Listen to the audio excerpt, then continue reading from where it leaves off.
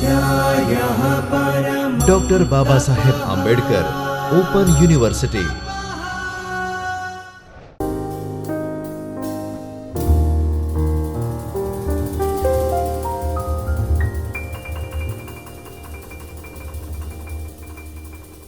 સર્વેભ્યો નમો નમઃ. બધા જ વિદ્યાર્થી મિત્રોનું હાર્દિક સ્વાગત છે. હું ડૉક્ટર આનંદ પંડ્યા ડૉક્ટર બાબા સાહેબ આંબેડકર ઓપન યુનિવર્સિટીમાં સંસ્કૃત વિભાગમાં કાર્યરત છું. આપ સૌનું હાર્દિક સ્વાગત કરું છું. વિદ્યાર્થી મિત્રો, આપણે BA સેકન્ડ યર સંસ્કૃતના પેપર 3 આર્ષ મહાકાવ્યો વિશે આજે ભણવાના છીએ, જેમાં દ્વિતીય વર્ષ BA સંસ્કૃત મુખ્ય વિષય તરીકે જે છે એમાં આર્ષ મહાકાવ્યો, જેમાં કુલ 17 યુનિટ છે, જેમાંથી વિભાગ 3 શ્રીમદ ભગવદ્ ગીતા વિશે આપણે ભણવાનું થાય છે. એમાં પણ વિશેષ યુનિટ બીજું જે છે એ શ્રીમદ ભગવદ્ ગીતાનો પ્રથમ અધ્યાય અર્થાત પહેલો અધ્યાય છે, એના શ્લોકો વિશે આપણે જાણવાનું થાય છે. તો આવો વિદ્યાર્થી મિત્રો, આપણે હવે આગળનું આ યુનિટમાં જોઈએ. આ યુનિટ તમે જે ભણશો એના જે ઉદ્દેશો શું છે એ આપણે જાણી લઈએ. સર્વપ્રથમ પ્રસ્તુત એકમના અભ્યાસથી વિદ્યાર્થી મિત્રો શ્રીમદ ભગવદ્ ગીતાના શ્લોકોનું શુદ્ધ અને સરળ વાંચન કરી શકશે. આપણે બધાને ખબર છે કે શ્લોક જે હોય છે એક પદ્યમય હોય છે કરીને, એને ઉચ્ચારણ પણ મહત્વપૂર્ણ છે કરીને. જ્યારે પણ સંસ્કૃતનું ઉચ્ચારણ કરીએ તો એના અંદર સ્પષ્ટતા રહેવી અત્યંત આવશ્યક છે. તો આ યુનિટમાં જે આપણે ભગવદ્ ગીતાના જે શ્લોકો છે એનું ઉચ્ચારણ પણ શીખશું, એને કેવી રીતના આપણે બોલી શકીએ એ પણ આપણે સમજવાનું રહેશે કરીને. તેમજ શ્લોકમાં પ્રયુક્ત નવા શબ્દોનો અર્થ જાણશે વિદ્યાર્થી મિત્રો. હવે શ્લોક હોય, શ્લોકના અંદર ઘણા બધા પદો હોય છે, એ વિશિષ્ટ જે પદો આવે છે એના આપણે અર્થ પણ સમજશું કરીને. શ્લોકમાં પ્રતિબિંબિત થતા નવા ભાવોને જાણવા મળશે અને તેમજ અનુષ્ટુપ છંદમાં રહેલ શ્લોકોનું ગાન કરી શકશે. આપણે બધાને ખબર હોવી જોઈએ કે શ્રીમદ ભગવદ્ ગીતા જે છે એ સંપૂર્ણ અનુષ્ટુપ આપણે જે શ્રીમદ ભગવદ્ ગીતા જે છે એ સંપૂર્ણ અનુષ્ટુપ છંદમાં લખાયેલી છે કરીને. તો એ પણ આપણને જાણવા મળશે કરીને. તો આવો આપણે હવે આગળના શ્લોકો જોઈએ અને જાણીએ. હવે આપણી સામે શ્લોક છે. અયને શુચ સર્વેષુ યથાભાગમવસ્થિતઃ ભીષ્મમેવાભિરક્ષંતુ ભવन्तઃ સર્વ એવ હિ. આ શ્લોકનો આપણે અન્વય એવી રીતના થાય છે. સર્વેષુ ચ અયનેષુ યથાભાગમ અવસ્થિતાઃ ભવन्तઃ સર્વે એવ ભીષ્મમ એવ અભિરક્ષંતુ. હવે આનો આપણે શ્લોકને સામાન્ય રીતે જે વિશિષ્ટ પદો આવે છે એને આપણે જોઈએ. અયનેષુ, અહીંયા દરેક વિદ્યાર્થીઓ ઉચ્ચારણમાં બહુ એક મોટી ભૂલ કરે છે. સ, શ અને શ આ એક મૂર્ધન્ય શકાર છે, ત્યાં આપણે ઉચ્ચારણ થવો જોઈએ અયનેષુ. એટલે તાળુ સ્થાનમાં જ્યાં જીહ્વા સ્પર્શ કરે ઉપરના ભાગમાં, અને જે શનો ઉચ્ચારણ થાય છે એ આ અહીંયા છે. એટલે અયનેષુ ચ સર્વેષુ યથા ભાગમવસ્થિતઃ ભીષ્મમેવાભિરક્ષંતુ ભીષ્મમેવાભિરક્ષંતુ ભવन्तઃ સર્વ એવ હિ. આવી રીતનાનું ઉચ્ચારણ થઈ જાય છે. અન્વય આપણે જોઈ લીધો શ્લોકમાં કેવી રીતના છે. શ્લોકનો આપણે જે અનુવાદ ગુજરાતી ભાષામાં જોઈએ તો એવી રીતના થાય. સર્વે પ્રવેશ માર્ગોના પોતપોતાના નિયુક્ત કરેલ સ્થાન પર રહી સર્વ પ્રકારે આપણા સેનાપતિ એવા ભીષ્મ પિતામહ ભીષ્મ રક્ષા કરો. પ્રસ્તુત પ્રસંગ એવો છે, પાછળના લેક્ચરોથી આપણને સ્પષ્ટ થઈ જશે કે એના અંદર જ્યારે ધર્મક્ષેત્રે કુરુક્ષેત્રે સમવેતા યુયુત્સવ શ્લોકથી જ્યારે પ્રથમ અધ્યાયની શરૂઆત થાય છે ત્યારે ત્યાંનું જે વર્ણન જે છે એ સંજય કરે છે કે કેવી રીતના ત્યાંની સ્થિતિ છે કરીને.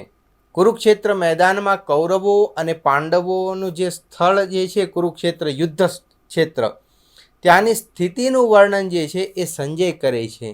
તો ત્યાં પ્રસંગ એવો છે કરીને કે બધાનો પરિચય કરાવે છે કરીને, તો એ પ્રસંગાનુસાર આપણે આ વસ્તુ અહીંયા જોવા મળે છે કરીને. કેવી રીતના? સર્વે પ્રવેશ માર્ગોમાં પોતપોતાના નિયુક્ત કરેલ સ્થાન પર રહી સર્વ પ્રકારે આપણા સેનાપતિ એવા પિતામહ ભીષ્મની રક્ષા કરો. એટલે હવે ત્યાં એવો પ્રસંગ છે કે બધા જ જે છે શૂરવીર યોદ્ધાઓ એ બધા તમે પોતપોતાના સ્થાન ઉપર પહોંચી જાઓ અને આપણા સેનાપતિની રક્ષા કરો. એટલે ત્યારે તેમના સેનાપતિ કોણ હતા? કૌરવોના સેનાપતિ હતા ભીષ્મ પિતામહ.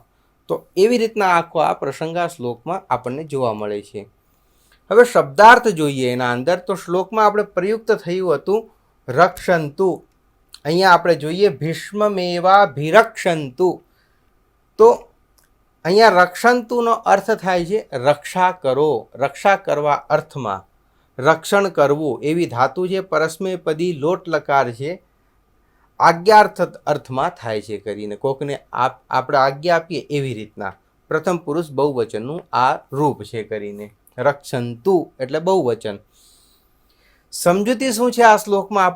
હવે આપણે જોઈએ. આ શ્લોકમાં દુર્યોધન પોતાની સેનાના મહારથીઓને પોતપોતાના સ્થાનમાં સ્થિર રહીને ભીષ્મ પિતામહનું રક્ષણ કરવાનું કહે છે.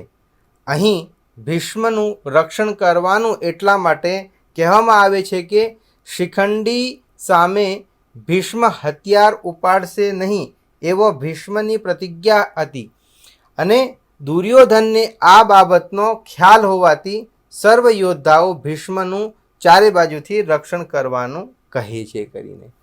પ્રસંગ વિદિત જ છે કે અહીંયા આ કહેવામાં આવ્યું છે કે શિખંડી જે હતો એટલે ભીષ્મ પિતામહની પ્રતિજ્ઞા હશે એક સમયમાં કે હું કોઈ દિવસ કિન્નર ઉપર પ્રહાર નહીં કરીશ કરીને એવી રીતના.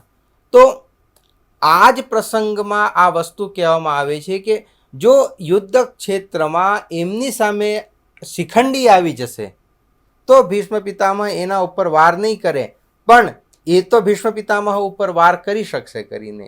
તો જો આવી પરિસ્થિતિઓ ઊભી ન થાય એટલા માટે બધા સેનાપતિઓને પોતપોતાના જે સેનાના જે બધા નાયકો હતા એ બધાને કીધું કે તમારે ભીષ્મ પિતામહનું રક્ષણ કરવું છે, પણ કોની સાથે? શિખંડીથી. કેમ કે અન્યોને તો ભીષ્મ પિતામહ પર્યાપ્ત છે, કેમ કે એમનું બળ પણ અત્યંત છે કરીને. તો અન્યોથી એમની રક્ષા એટલી મહત્વપૂર્ણ નથી. અને આપણને બધાને ખબર છે કે એ તો ઈચ્છા મૃત્યુ એમને વરદાન પ્રાપ્ત થયેલો છે કરીને. તેવા ગંગાપુત્ર ભીષ્મને અહીંયા કોનાથી બીક? એમને બીક નથી, પણ કોને? દુર્યોધનને બીક છે કરીને. કે જો એ ક્યાંકથી શિખંડી આવી જશે તો ભીષ્મ પિતામહ એના ઉપર શસ્ત્ર પ્રહાર નહીં કરી શકે. એટલા માટે થઈને આ વિષય વસ્તુ આપણને અહીંયા શ્લોકમાં જોવા મળે છે કરીને. તો હજી આપણે હવે આગળનો શ્લોક જોઈએ એ કેવી રીતના છે કરીને. તસ્ય સંજયન હર્ષમ કુરુ વૃદ્ધ પિતામહ સિંહનાદમ વિનોદ્યોચ્ચૈ શંખમ દદ્મૌ પ્રતાપવાન કુરુ વૃદ્ધે પ્રતાપવાન પિતામહ તસ્ય હર્ષમ સંજનયન સિંહનાદમ વિનદ્ય ઉચ્ચૈઃ શંખમ દદ્મૌ. હવે આ શ્લોકમાં અમુક ક્લિષ્ટ શબ્દો જે ઉચ્ચારણ માટે આપણા માટે થઈ શકે, તો હવે આપણે વિશેષ એના ઉપર ધ્યાન આપીએ. તસ્ય સંજયન હર્ષમ. સંજયન હર્ષમ. રેફ જ્યાં હોય છે એનું ઉચ્ચારણ પૂર્વમાં કરવાનું હોય છે, એટલે હર્ષમ એવી રીતના થશે. કુરુવૃદ્ધ પિતામહ સિંહનાદમ વિનોદ્યોચ્ચૈઃ. વિનોદ્યોચ્ચૈઃ કેમ કે ચ ઉપર બે માત્રા છે તો ચૈઃ ઉચ્ચારણ થશે. વિનોદ્યો, અહીંયા દ્યો વિદ્યામાં જેવી રીતના દ્ય હોય છે, દ અને ય મળીને દ્ય બને છે, તો દ્યો એમાં ઓકારની માત્રા છે એટલે વિનોદ્યોચ્ચૈઃ. શંખમ. શંખમ અહીંયા ઞકારનો ઉચ્ચારણ થાય છે, અનુનાસિક વર્ણ છે એટલે શંખમ દદ્મૌ પ્રતાપવાન. અન્વય એ જ રીતના છે. કુરુવૃદ્ધે પ્રતાપવાન પિતામહ તસ્ય હર્ષમ સંજયનમ સિંહનાદમ વિનદ્ય ઉચ્ચૈઃ શંખમ દદ્મૌ આ વસ્તુ છે. હવે આપણે એનો ગુજરાતી ભાષામાં સામાન્ય અનુવાદ જોઈએ તો પછી તે દુર્યોધનને હર્ષ ઉપજાવતા કૌરવોમાં વૃદ્ધ પ્રતાપી ભીષ્મ પિતામહને મોટી સિંહ ગર્જના કરી શંખ વગાડ્યો. હવે આપણે એના શબ્દાર્થો જોઈએ તો પ્રતાપવાન મતુ પ્રત્યે લાગવાથી આ પુલ્લિંગ શબ્દ બન્યો છે, જેનો અર્થ થાય છે પ્રતાપી, જે અત્યંત પ્રતાપી હોય છે એના માટે આ શબ્દ વપરાય છે. પ્રતાપવાન, વિદ્યાવાન, જ્ઞાનવાન આવા બધા શબ્દો આપણે પુષ્કળ માત્રામાં જોઈ શકીએ છીએ. સંજયનમ, સંજયન, સંજયન, સંજનયન, ઉપજાવવા એવા અર્થમાં થાય છે. વિનદ્ય એટલે ગર્જના કરીને, ઉચ્ચૈઃ એટલે ઉપરથી મોટા અર્થમાં એવો એનો અર્થ આવે છે. દદ્મૌ એટલે વગાડ્યો એવી રીતના આ પ્રસંગ છે. તો સમજૂતી આ શ્લોકની આપણે સમજીએ વિદ્યાર્થી મિત્રો. યુદ્ધ માટે સુસજ્જ મહારથીઓ સૈનિકોને શૂરતાન ચઢાવવા માટે પોતપોતાના શંખો વગાડવાનું ચાલુ કરે છે. કૌરવોના સેનાના સરસેનાપતિ ભીષ્મ પિતામહ હોવાથી સૌથી પહેલાં તેઓએ શંખનાદ કર્યો. હવે વિદ્યાર્થી મિત્રો આપણને એક વસ્તુ આમાં એક સમજવા જેવી એ છે કે જ્યારે પણ યુદ્ધ પ્રારંભ થાય ત્યારે શંખની ગર્જના કરવામાં આવતી હતી, એટલે શંખનાદ કરવામાં આવતો હતો. તો જે તે સમયમાં જ્યારે યુદ્ધ શરૂ થાય તો પ્રમુખ સેનાપતિ જે હોય છે, અહીંયા આપણે સરસેનાપતિ એવો શબ્દ વાપર્યો છે, એટલે હજી પણ ઘણા બધા સેનાપતિઓ છે. એ બધા સેનાપતિઓનો જે પ્રમુખ છે એ સરસેનાપતિ અર્થાત ભીષ્મ પિતામહ એમને શંખનાદ કર્યો. એટલે શંખનાદ અર્થાત કે હવે યુદ્ધ પ્રારંભ થઈ શકે છે. સાંજના પણ આ જ વસ્તુ થશે. જ્યારે સાયંકાલ થાય તો પણ એક શંખનાદ કરવામાં આવે અને ત્યાં યુદ્ધનો વિરામ થઈ જાય છે. પૂર્વકાળમાં આપણે એક જોઈએ છે કે યુદ્ધમાં પણ એક શિષ્ટતા હતી. યુદ્ધ એવી રીતના નહીં કે ગમે ત્યારે કરીએ, ગમે તે રીતના, એવું નહીં. યુદ્ધ કરવો છે તો સૂર્યોદય થયા પછી કરવાનો, અને સૂર્યાસ્ત થઈ ગયો એટલે યુદ્ધ બંધ થઈ જાય કરીને પછી બીજા દિવસની વાત. એટલે આટલી મોટી જે સેના હતી એ સેનાનું જે નેતૃત્વ કરનાર જે હતા ભીષ્મ પિતામહ, એમને શંખનાદ કર્યો. આ શ્લોકનો સામાન્ય અર્થ આપણે અહીંયા સમજી શકીએ છીએ. હવે બીજો શ્લોક જોઈએ. તતઃ તતઃ શંખાશ્ચ ભૈર્યશ્ચ પ્રણવાનક ગોમુખઃ સહસૈવાભ્યહન્યંત સશબ્દસ્તુમુલો ભવત. શ્લોકનો અન્વય છે તતઃ શંખાઃ ચ ભૈર્યઃ પ્રણવાનક ગોમુખઃ સહસા એવ અભ્યહન્યંત સહ શબ્દઃ તુમુલઃ અભવત.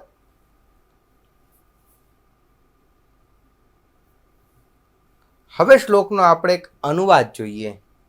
પછી શંખો, નગારા, ઢોલ, મૃદંગ તથા રણસિંગા તરત જ વાગવા લાગ્યા અને તે અવાજ ઘણો ભયાનક હતો.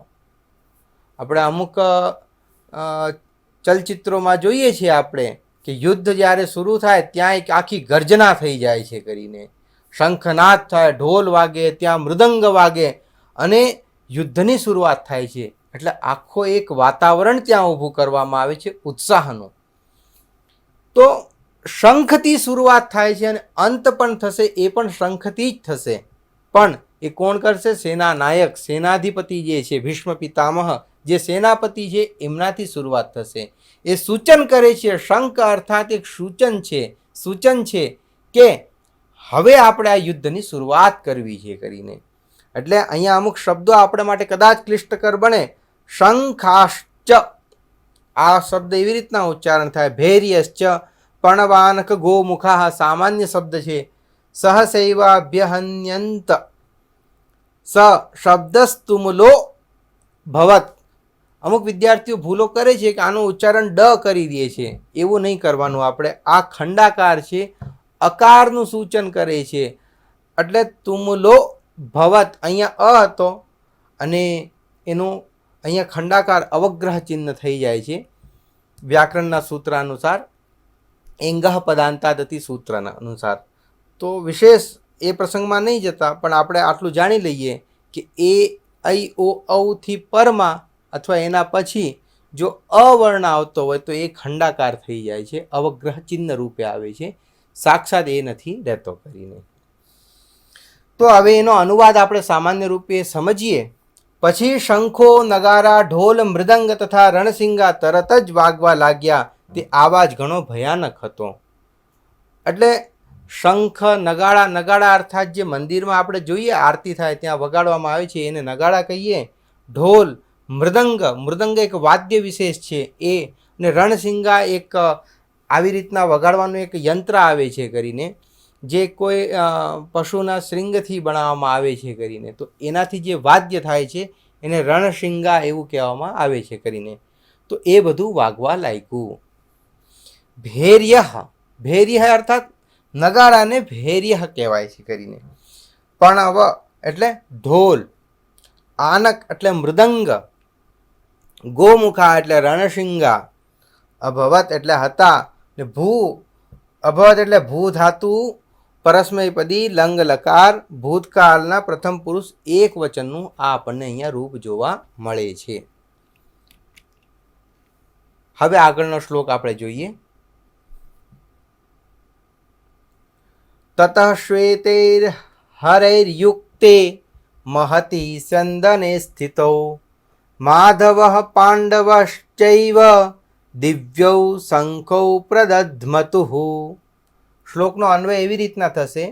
તતઃ શ્વેતૈઃ હયૈઃ યુક્તૈઃ મહતિ સ્યંદને સ્થિતૌ માધવઃ પાંડવઃ એવ ચ દિવ્યૌ શંખૌ પ્રદધ્મતુઃ. હવે શ્લોકનો આપણે અનુવાદ જોઈએ. પછી સફેદ ઘોડા જોડેલા મોટા રથમાં વિરાજમાન ભગવાન શ્રી કૃષ્ણે અને અર્જુને પોતપોતાના શંખ વગાડવા લાગ્યા. હવે એક પ્રસંગ આપણે અહીંયા સમજી લઈએ કે જ્યારે કૌરવોના જે સેનાપતિ છે એ પિતામહ ભીષ્મ છે, એમને શંખનાદ કર્યો. એના પછી હવે પાંડવોની જે સેના છે એમના તરફથી પણ શંખનાદ થાય છે કરીને. તો એ જ પ્રસંગ અહીંયા બતાવે છે. મૂળ પ્રકરણ ક્યાં છે કે સંજય જે છે એ ધૃતરાષ્ટ્રને આ આખી કથાનક જે કથા વસ્તુ જે છે ત્યાં જે વર્તમાનમાં જે થઈ રહ્યું છે એ બધું કહે છે ત્યાં કરીને. તો આ વસ્તુ આપણે સમજીએ. અહીંયા અમુક શબ્દો જે આવ્યા છે. સ્યંદને એટલે રથમાં, પાંડવ એટલે અર્જુને, પ્રદધ્મતુઃ એટલે વગાડ્યા, એવા અર્થમાં આપણે અહીંયા સમજવાનું થાય છે. સમજૂતી શું છે એ આપણે સમજીએ. કૌરવો અને પાંડવો વચ્ચેનું યુદ્ધ કૌરવોની અન્યાયભરી અડોડાઈને કારણે અનિવાર્ય બન્યું હતું. યુદ્ધ કરવાના ઉત્સાહથી થનગનતો અર્જુન શત્રુઓનો સંહાર કરવા યુદ્ધભૂમિમાં ઉપસ્થિત થાય છે. હંમેશા ધર્મની પડખે રહેનાર શ્રી કૃષ્ણે મિત્રભાવે અર્જુનનો રથ હાંકવાનું સ્વીકાર્યું હતું. આથી સફેદ ઘોડા જોડેલા મોટા રથમાં અર્જુનના સારથી તરીકે વિરાજમાન શ્રી કૃષ્ણે અને અર્જુને પોતપોતાના શંખ વગાડ્યા. સ્થિતિ એવી છે કે આપણને બધાને ખબર છે કે ભગવાન શ્રી કૃષ્ણ જે હતા એ અર્જુનના સારથી છે કરીને.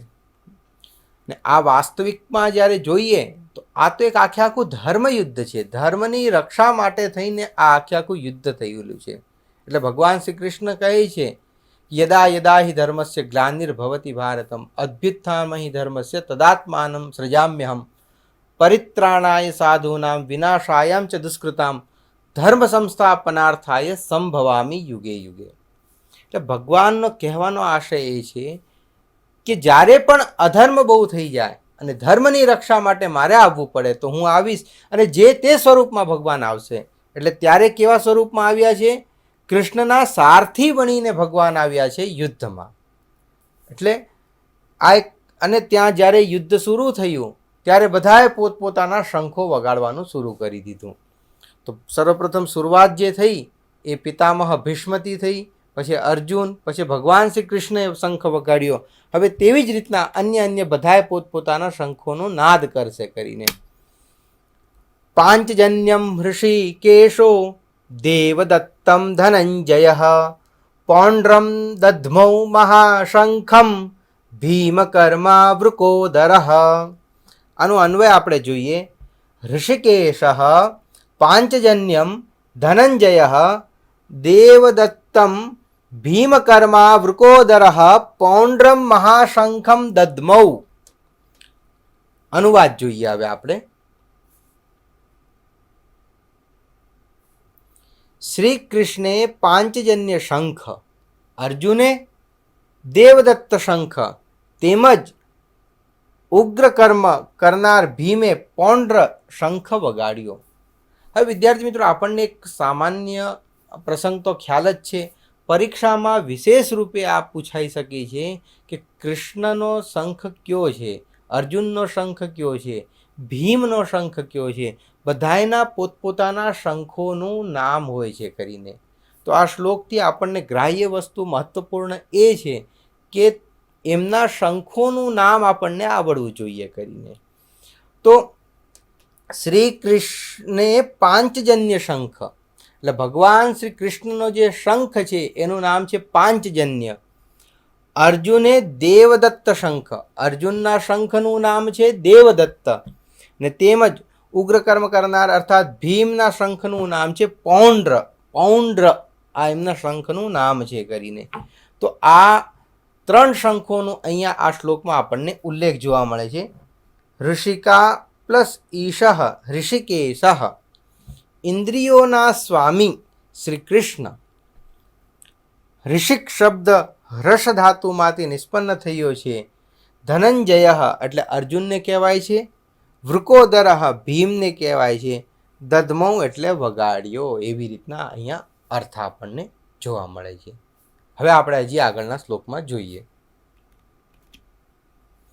શ્રી કૃષ્ણ સમજૂતી. હવે આપણે થોડીક સમજૂતી પણ આની જોઈ લઈએ.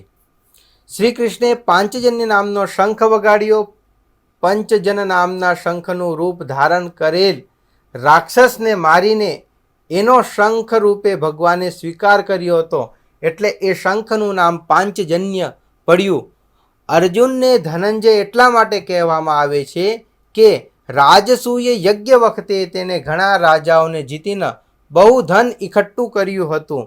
ભીમ માટે એવું કહેવાય છે કે તેના પેટમાં વૃક નામનો એક વિશેષ અગ્નિ હતી, જેનાથી તે ઘણું ભોજન પચાવી શકતો. તેથી તેનું નામ વૃકોદર. ઉદર એટલે પેટ. વૃક નામની એની અગ્નિ જે હતી એના પેટમાં હતી, એટલે ભીમને વૃકોદર કહેવાય છે. તો આવો આપણે હજી આગળના શ્લોકમાં હજી બીજા શંખો વિશે આપણે જાણીએ.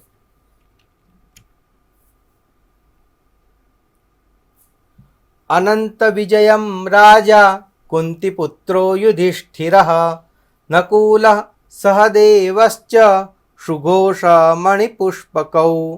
કુંતીપુત્ર રાજા યુધિષ્ઠિર અનંત વિજયન નકુલ ચ સહદેવ સુઘોષ મણિપુષ્પકૌ શંખૌ દધ્મતુઃ. હવે આપણે અનુવાદ જોઈએ.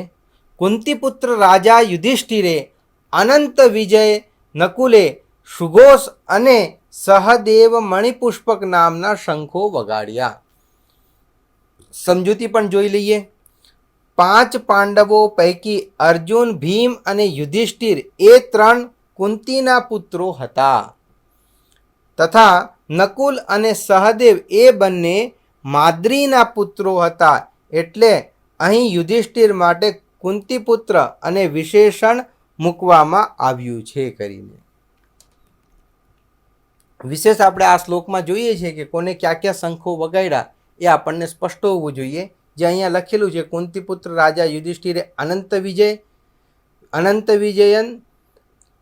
વિજય, કુંતીપુત્ર રાજા યુધિષ્ઠિરે અનંત વિજય નામનો અને નકુલે સુઘોષ નામનો અને સહદેવે મણિપુષ્પક નામના શંખો વગાડ્યા. આપણને આ અર્થ અહીંયા સ્પષ્ટ થઈ જવો જોઈએ. હવે આપણે હજી આગળના શ્લોકમાં જોઈએ. કાશ્યશ્ચ પરમેશ્વાસઃ શિખંડી ચ મહારથઃ દૃષ્ટદ્યુમ્નો વિરાટશ્ચ સાત્યકિશ્ચાપરાજિતઃ દ્રુપદો દ્રૌપદેયાશ્ચ સર્વશઃ પૃથ્વીપતે સૌભદ્રશ્ચ મહાબાહુઃ શંખાન દદ્મો પૃથક પૃથક. શ્લોકનો આપણે અન્વય પણ જોઈ લઈએ. પરમેશ્વાસઃ કાશ્યઃ ચ મહારથઃ શિખંડી ચ દૃષ્ટદ્યુમ્નઃ ચ વિરાટઃ ચ અપરાજિતઃ સાત્યકિઃ પૃથ્વીપતે દ્રુપદઃ ચ દ્રૌપદેયાઃ ચ મહાબાહુઃ સૌભદ્રઃ સર્વશઃ પૃથક પૃથક શંખાન દદ્મુઃ.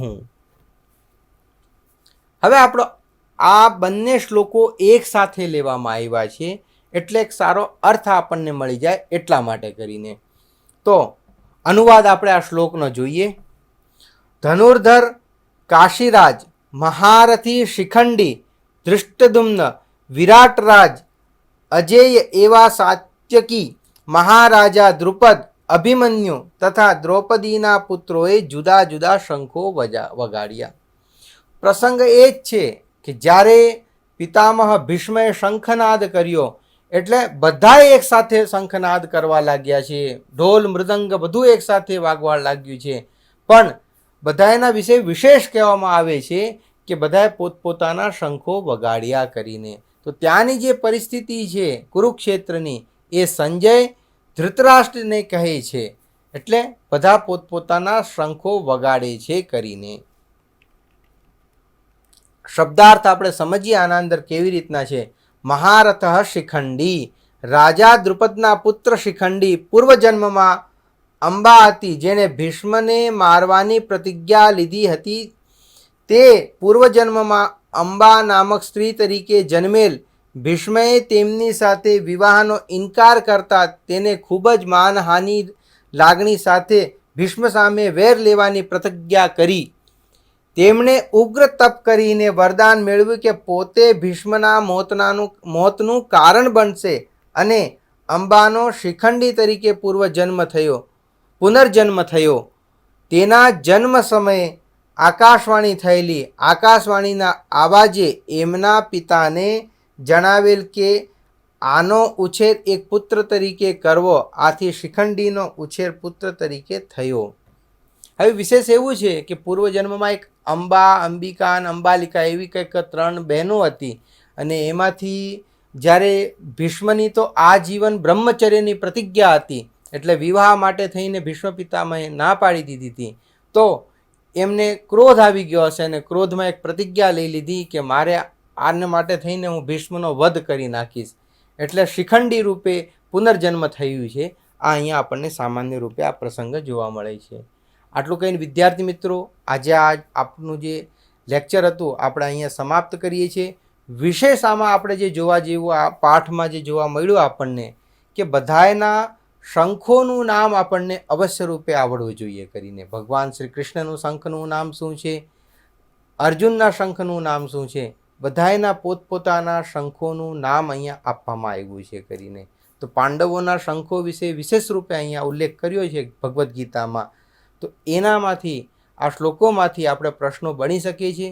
તો વિશેષ રૂપે આપણે આ જોઈ લઈએ અને આજનું જે લેક્ચર છે આપણે અહીંયા સમાપ્ત કરીએ છીએ. ફરી આપણે આગળના જે બીજા શ્લોકો છે એ વિશે આપણે આગળના લેક્ચરમાં ચર્ચા કરશું. ત્યાં સુધી ધન્યવાદ. નમો નમઃ. જયતુ સંસ્કૃતમ, જયતુ ભારતમ. સ્વાધ્યાયઃ પરમં તપઃ.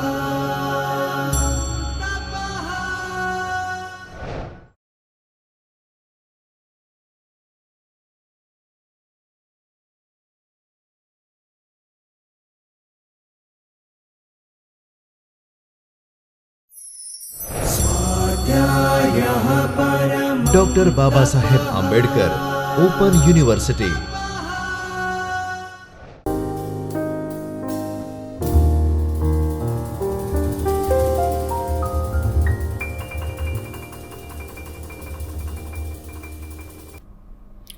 નમસ્તે મિત્રો ડૉક્ટર બાબા સાહેબ આંબેડકર ઓપન યુનિવર્સિટીના જ્યોતિર્મય પરિસર ખાતેના ચૈતન્ય સ્ટુડિયોમાંથી હું ડૉક્ટર ધવલ પંડ્યા આપનું સ્વાગત કરું છું.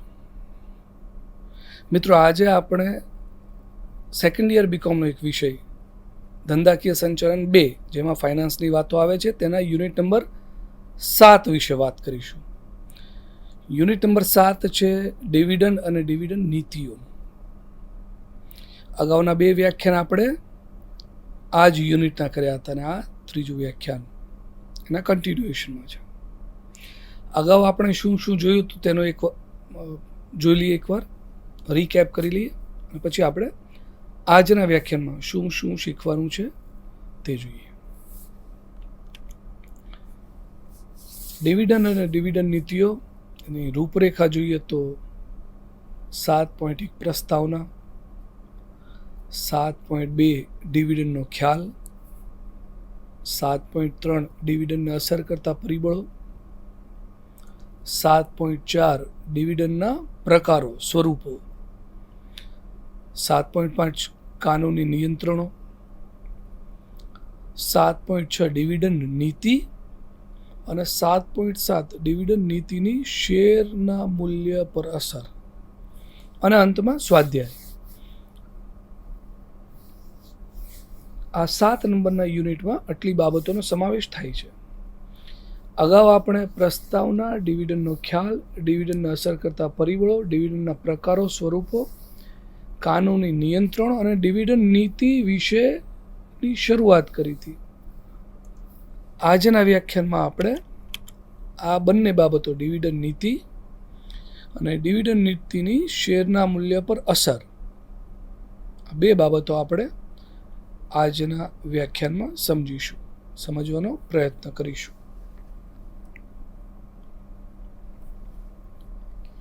તો મિત્રો, શરૂ કરીએ ડિવિડન્ડ નીતિથી.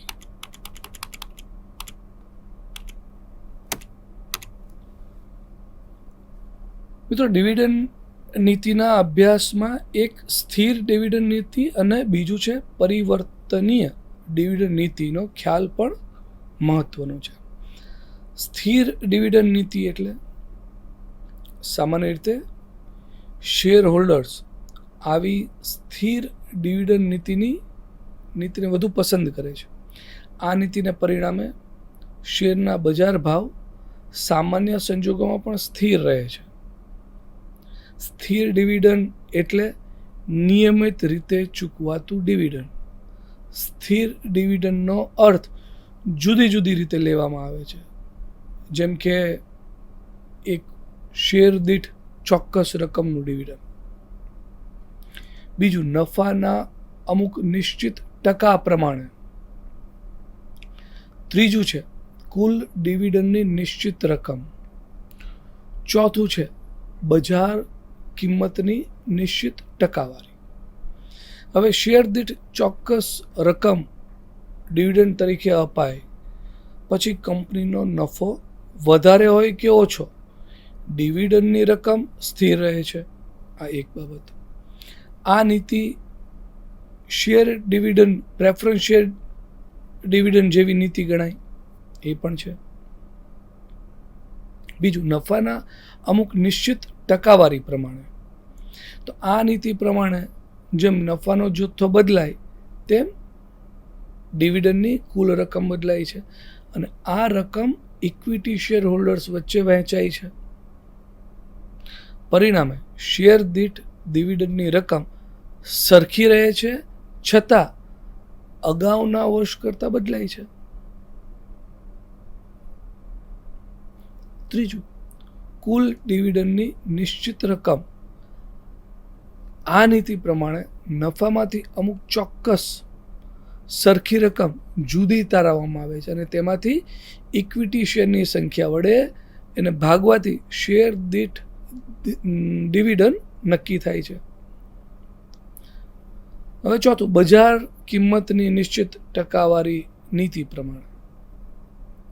બજાર કિંમતની નિશ્ચિત ટકાવારીની નીતિ પ્રમાણે કંપની શેરના બજાર ભાવ ઉપર નક્કી કરેલ ટકા પ્રમાણે ડિવિડન્ડ ચૂકવે છે. જો બજાર ભાવ ઊંચો હોય તો દર સ્થિર હોવા છતાં ડિવિડન્ડ વધારે મળે છે. અલબત્ત સામાન્ય સંજોગોમાં ડિવિડન્ડ દર બજાર ભાવોએ નક્કી કરતો હોય છે, જ્યારે આ પદ્ધતિ તેનાથી વિપરીત પરિસ્થિતિ જણાવે છે. હવે પરિવર્તનીય ડિવિડન્ડ નીતિ એની વિશે થોડી માહિતી મેળવી. આ સ્થિર ડિવિડન્ડ નીતિ જોઈ, હવે પરિવર્તનીય ડિવિડન્ડ નીતિ. મિત્રો, આ પ્રમાણેની નીતિમાં ડિવિડન્ડનો દર કે રકમ સ્થિર રાખવામાં આવતા નથી. કંપનીના નફાના પ્રમાણમાં અથવા તો કમાયેલ નફામાંથી અનામત બાજુ પર મૂક્યા પછી નફામાંથી ડિવિડન્ડ વહેંચાય છે. પરિણામે દર વર્ષે નફાની રકમ બદલાતા ડિવિડન્ડનો દર પણ બદલાય છે. આ નીતિમાં બે બાબતો ખૂબ મહત્વની છે. એક છે કંપની કમાયેલો બધો જ નફો ડિવિડન્ડ રૂપે વહેંચે છે. બીજું, કંપની કમાયેલ નફામાંથી અમુક જ નફો ડિવિડન્ડ તરીકે વહેંચે છે. કમાયેલો તમામ નફો ડિવિડન્ડ તરીકે વહેંચી દેવામાં આવે ત્યારે શેર હોલ્ડર્સનો સંતોષ વધે છે, બજારમાં પ્રતિષ્ઠા વધે છે. ભવિષ્યમાં વધારાની મૂડીની જરૂરિયાત ઊભી થાય તો લોકો આવી કંપનીમાં નાણાં રોકવા આકર્ષિત થાય છે. શેર મૂડી પૂરતા પ્રમાણમાં અને ઝડપથી એકઠી થાય છે. કમાયેલો તમામ નફો ડિવિડન્ડ સ્વરૂપે વહેંચવાને બદલે અનામતો ઊભી કરવામાં આવે ત્યારે એકઠી થયેલ અનામતોનું મૂડીકરણ કરીને આપોઆપ શેર મૂડી ઊભી થઈ જાય છે.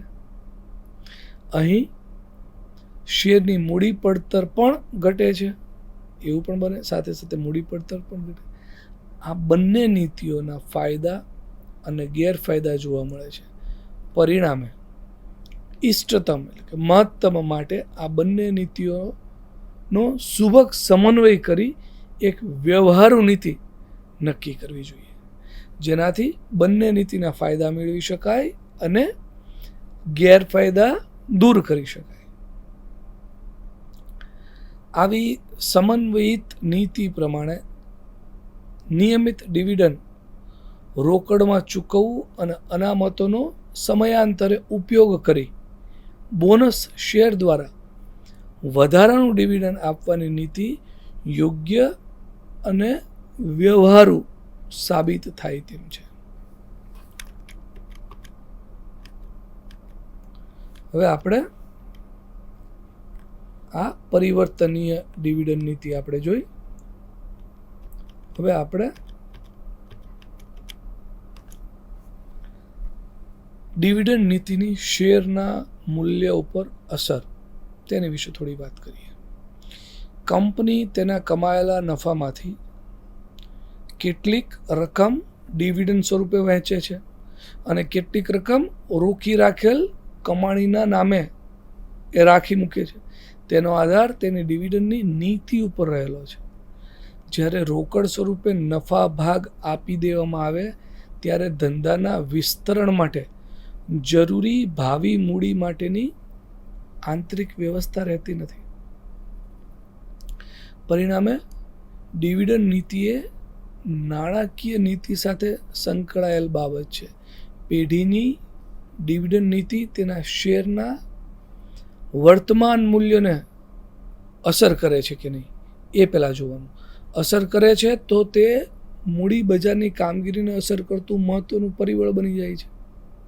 આ જ રીતે ડિવિડન્ડનો દર શેરના વર્તમાન મૂલ્યને અસર કરતો હોય તો શેર હોલ્ડરની સંપત્તિ ઉપર પણ અસર કરે છે. જો કે આ અભ્યાસનો વિષય છે, અભ્યાસ માગી લે છે. ડિવિડન્ડની નીતિ અને પેઢીના મૂલ્ય વચ્ચેના સંબંધ અંગે નિષ્ણાતો દ્વારા બે સિદ્ધાંતો વિકસાવવામાં આવ્યા છે. એક ડિવિડન્ડ પેઢીના મૂલ્ય માટે સુસંગત છે, અસંબંધ છે.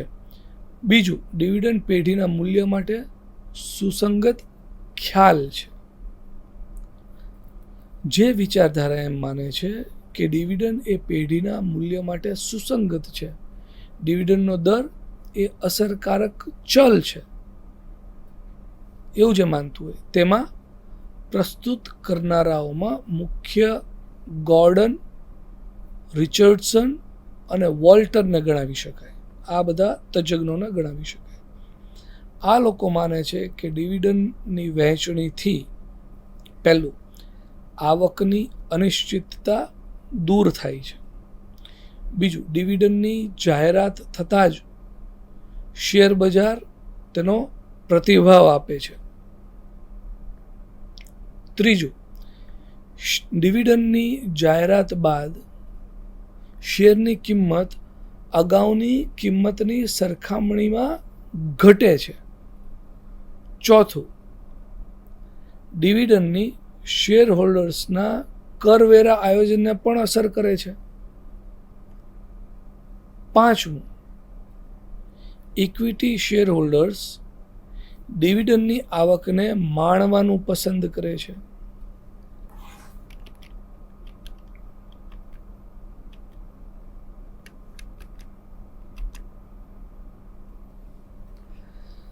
જે વિચારધારામાં એવું માનવામાં આવે છે કે ડિવિડન્ડની નીતિ અને બજાર મૂલ્યને કોઈ સંબંધ નથી, ડિવિડન્ડની નીતિ બજાર મૂલ્ય પર અસર કરતી નથી, તેના હિમાયતીઓમાં મેર્ટોન મિલર અને ટ્રાન્કો મેડિગ્લિયા મુખ્ય છે.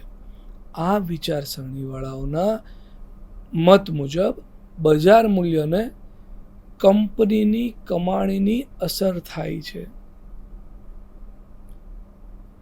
ડિવિડન્ડનો દર બજાર મૂલ્યની બાબતમાં અપ્રસ્તુત છે.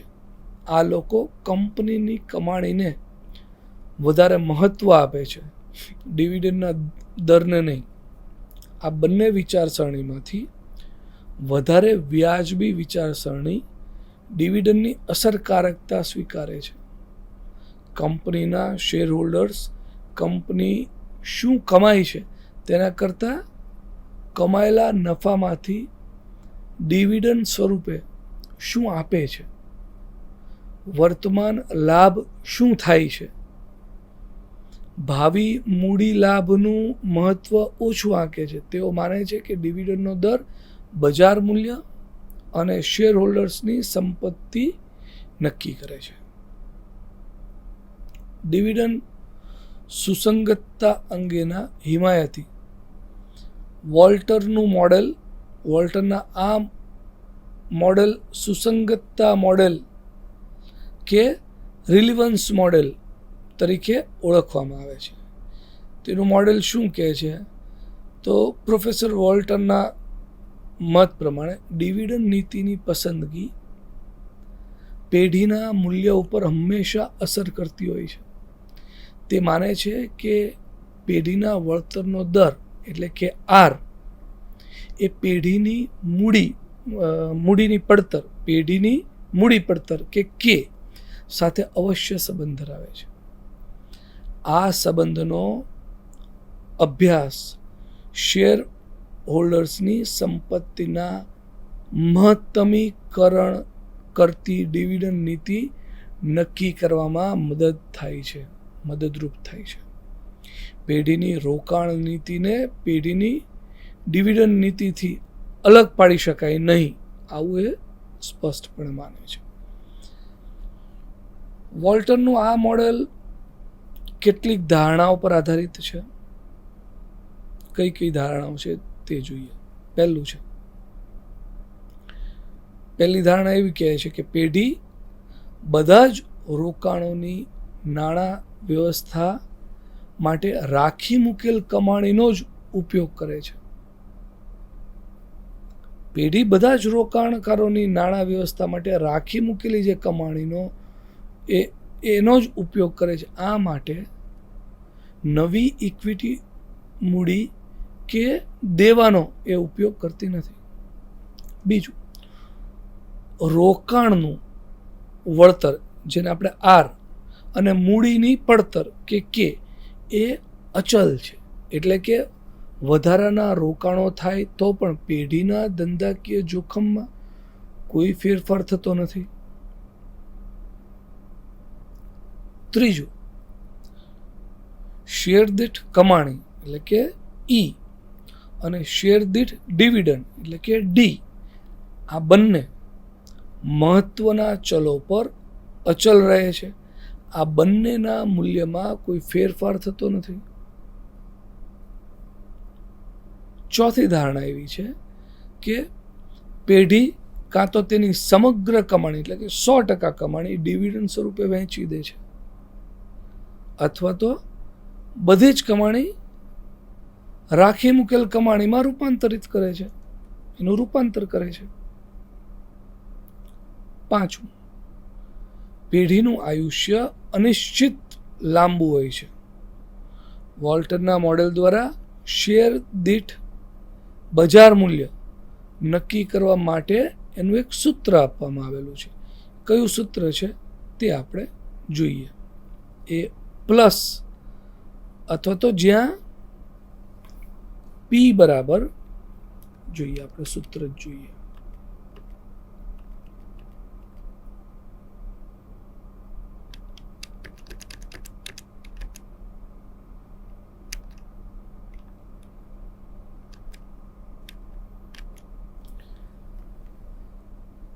જ્યાં પી બરાબર શેર દીઠ બજાર મૂલ્ય, ઈપીએસ શેર દીઠ કમાણી, ડિવિડન્ડ એટલે શેર દીઠ ડિવિડન્ડ, આર પેઢીના વળતરનો સરેરાશ દર અને કે છે એ છે પેઢીની મૂડી પડતર, મૂડીકરણનો દર.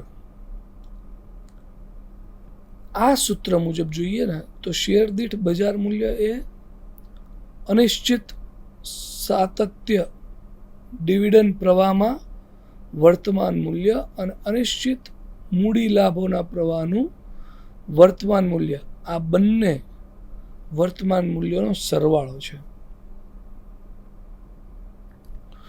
વોલ્ટરના મોડેલમાં ઇષ્ટતમ ડિવિડન્ડ નીતિનો આધાર એ પેઢીના વળતરનો દર આર અને તેની મૂડી પડતર કે વચ્ચેના સંબંધો પર રહેલો છે. જે ઇષ્ટતમ ડિવિડન્ડ ચૂકવણી દર અને માર્ગદર્શન આપે છે. વોલ્ટરના વિચારોને 3 રીતે જોઈએ ને આપણે તો ક્યાં ક્યાં છે એ જોઈ લઈએ.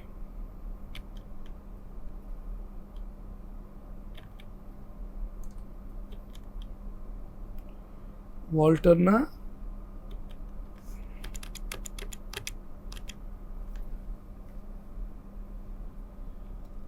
પહેલું છે, વોલ્ટરના વિચારોને 3 રીતે આપણે જોઈએ તો વિકસિત પેઢીઓ, સામાન્ય પેઢીઓ અને ડૂબતી કે પતન થતી પેઢીઓ. વિકાસ પામતી પેઢીઓ એટલે વિકસિત પેઢીઓ, વિકાસ પામતી પેઢીઓ. આવી પેઢીઓ પાસે ઊંચા વળતરના દરે કમાણી કરવાની તક હોય છે, જ્યારે તેની પડતરનો દર પ્રમાણમાં નીચો હોય છે. આવી પેઢીઓ કમાણીને ફરીથી ઊંચા દરે આર રોકવાની ક્ષમતા પર પણ એ ધરાવતી હોય છે, જે શેર હોલ્ડર્સના અપેક્ષિત વળતર દર કરતાં પણ ઊંચો હોય છે, આર ગ્રેટર દેન કે. આવી પેઢીઓ બધી જ કમાણી રાખી મૂકવાની નીતિ અપનાવે અને આંતરિક રોકાણો માટે રાખી મૂકેલ કમાણીનો જ ઉપયોગ કરે તો શેર દીઠ મૂલ્ય મહત્તમ કરી શકે છે. આ એક વાત થઈ. બીજી વાત કરીએ, સામાન્ય પેઢીઓ. સામાન્ય પેઢીઓ એટલે જ્યાં તકનીકી પડતરનો દર એટલે કે અને વળતરનો આર સરખા હોય છે, એટલે કે આર ઇઝ ઇક્વલ ટુ કે. આવી પેઢીઓ પાસે અમર્યાદિત ભંડોળ હોતા નથી. એના પરિણામે રોકાણ તકનો લાભ એ લઈને વળતરનો દર ઊંચો રાખી શકતી નથી. આવી કંપનીઓ તેમનો વળતરનો દર લગભગ મૂડી પડતર એટલે કે જેટલો જે રહી જાય છે. એના પરિણામે ડિવિડન્ડની નીતિ બજાર મૂલ્ય પર કોઈ અસર કરી શકતી નથી.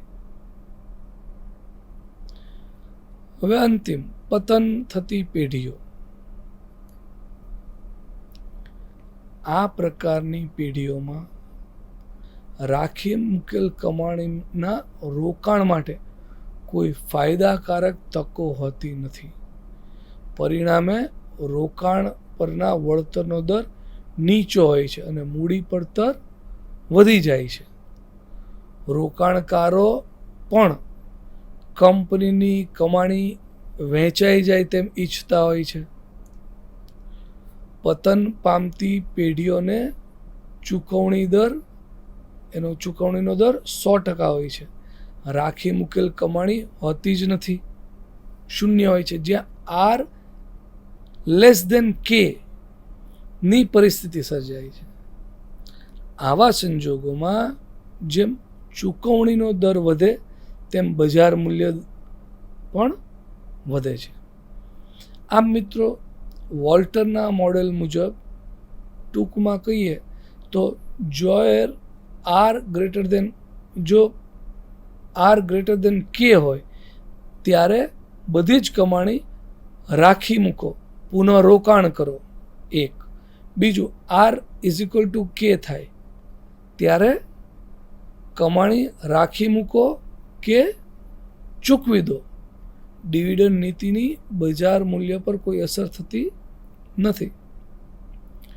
ત્રીજું, આર લેસ ધેન કે થાય ત્યારે બધી જ કમાણી વહેંચી દો.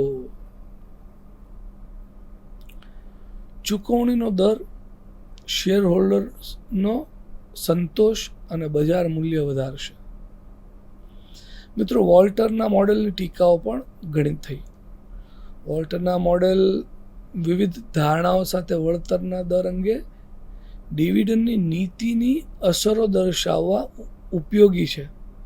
છતાં તેની કેટલીક ધારણાઓ અંગે ટીકા પણ કરવામાં આવી હતી. કઈ કઈ ટીકાઓ કરવામાં આવી હતી તે જોઈએ. તો એક ટીકા એવી કરવામાં આવી કે નાણાકીય વ્યવસ્થા માટે માત્ર રાખી મૂકેલ કમાણીનો જ ઉપયોગ કરવામાં આવે છે. આવા અનુમાન પર આધારિત આ મોડેલ છે. કોઈ બાહ્ય સાધન, ઇક્વિટી કે દેવા દ્વારા નાણાં પ્રાપ્તિનો ઉપયોગ કરવામાં આવતો નથી. આ ધારણા અવાસ્તવિક છે. બીજું, અચલ વળતરનો દર. વોલ્ટર મોડેલ વળતરના અચલ દરના અનુમાન પર આધારિત છે, જે શક્ય નથી. જેમ જેમ રોકાણ વધતું જાય તેમ તેમ વળતરનો દર ઘટતો જતો હોય છે. સૌ પહેલાં સબળ રોકાણો થાય છે, પછી વધારાનું રોકાણ નબળા રોકાણોમાં થાય છે, જે વખત દરને એ ઘટાડે છે. જ્યારે મૂડી વળતર દર જેટલો વળતરનો દર થાય છે ત્યારે રોકાણ બંધ થઈ જાય છે. વળતરનો દર અચલ રહેતો નથી, મોડેલ નિષ્ફળ જાય છે. આમાં ત્રીજી એની ટીકા એવી કરવામાં આવી કે તકની મૂડી પડતરનો દર અચલ હોય છે, કે સ્થિર રહે છે તેવી ધારણા ખોટી પડે છે. પેઢીની મૂડી પડતરનો દર પેઢીના જોખમ સાથે સીધો સંબંધ ધરાવે છે અને તે સાથે જ બદલાતો રહે છે. મૂડી પડતરના દરને અચલ ધારીને આ મોડેલે પેઢીના મૂલ્ય પરની જોખમની અસરને અવગણી છે. જે યોગ્ય નથી. આમ મિત્રો આજનું વ્યાખ્યાન આપણે આટલું રાખીએ છીએ. આપણે આજના વ્યાખ્યાનમાંથી કયા કયા પ્રશ્નો પૂછી શકાય, આવી શકે પરીક્ષા સંબંધિત, તે એકવાર જોઈ લઈએ.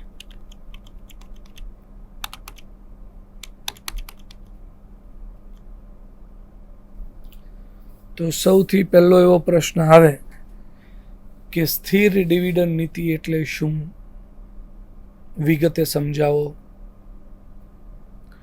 બીજો તેવો પ્રશ્ન આવે કે ડિવિડન્ડ નીતિ વિશે વિસ્તૃત નોંધ લખો.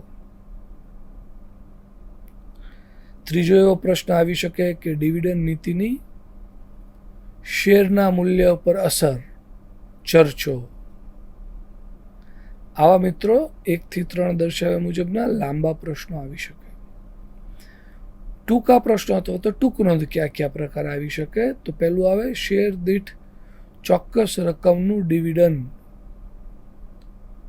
એટલે શું અથવા તો તેની પર ટૂંક નોંધ લખો. એ જ રીતે નફાના અમુક નિશ્ચિત ટકા પ્રમાણે એટલે શું, તેની ઉપર ટૂંક નોંધ લખો. કુલ ડિવિડન્ડની નિશ્ચિત રકમ એટલે શું, માહિતી આપો, ટૂંકમાં માહિતી આપો. પછી ચોથા નંબરનો ટૂંકો પ્રશ્ન કે ટૂંક નોંધમાં એવું પૂછી શકાય કે બજાર કિંમતની નિશ્ચિત ટકાવારી વિશે ટૂંકમાં માહિતી આપો, ટૂંક નોંધ લખો, એટલે શું, એવું પણ આવે. અને અંતમાં વોલ્ટરના મોડેલ વિશે ટૂંકમાં માહિતી આપો, આવું પૂછી શકાય. તો મિત્રો આજનું વ્યાખ્યાન આપણે એટલું રાખીએ છીએ. હવે પછીનું વ્યાખ્યાન એ આ 7 નંબરના યુનિટનું અંતિમ વ્યાખ્યાન હશે. એ આપણે લઈએ. ત્યાં સુધી રજા આપો. નમસ્કાર. स्वाध्यायः परमं तपः.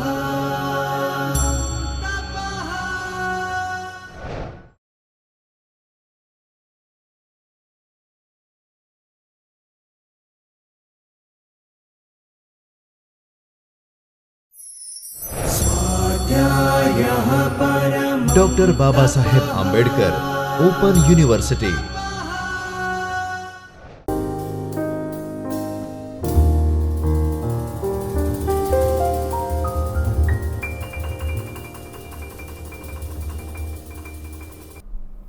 નમસ્તે મિત્રો. ડૉક્ટર બાબા સાહેબ આંબેડકર ઓપન યુનિવર્સિટીના જ્યોતિર્મય પરિસર ખાતેના ચૈતન્ય સ્ટુડિયોમાંથી હું ડૉક્ટર ધવલ પંડ્યા આપનું સ્વાગત કરું છું.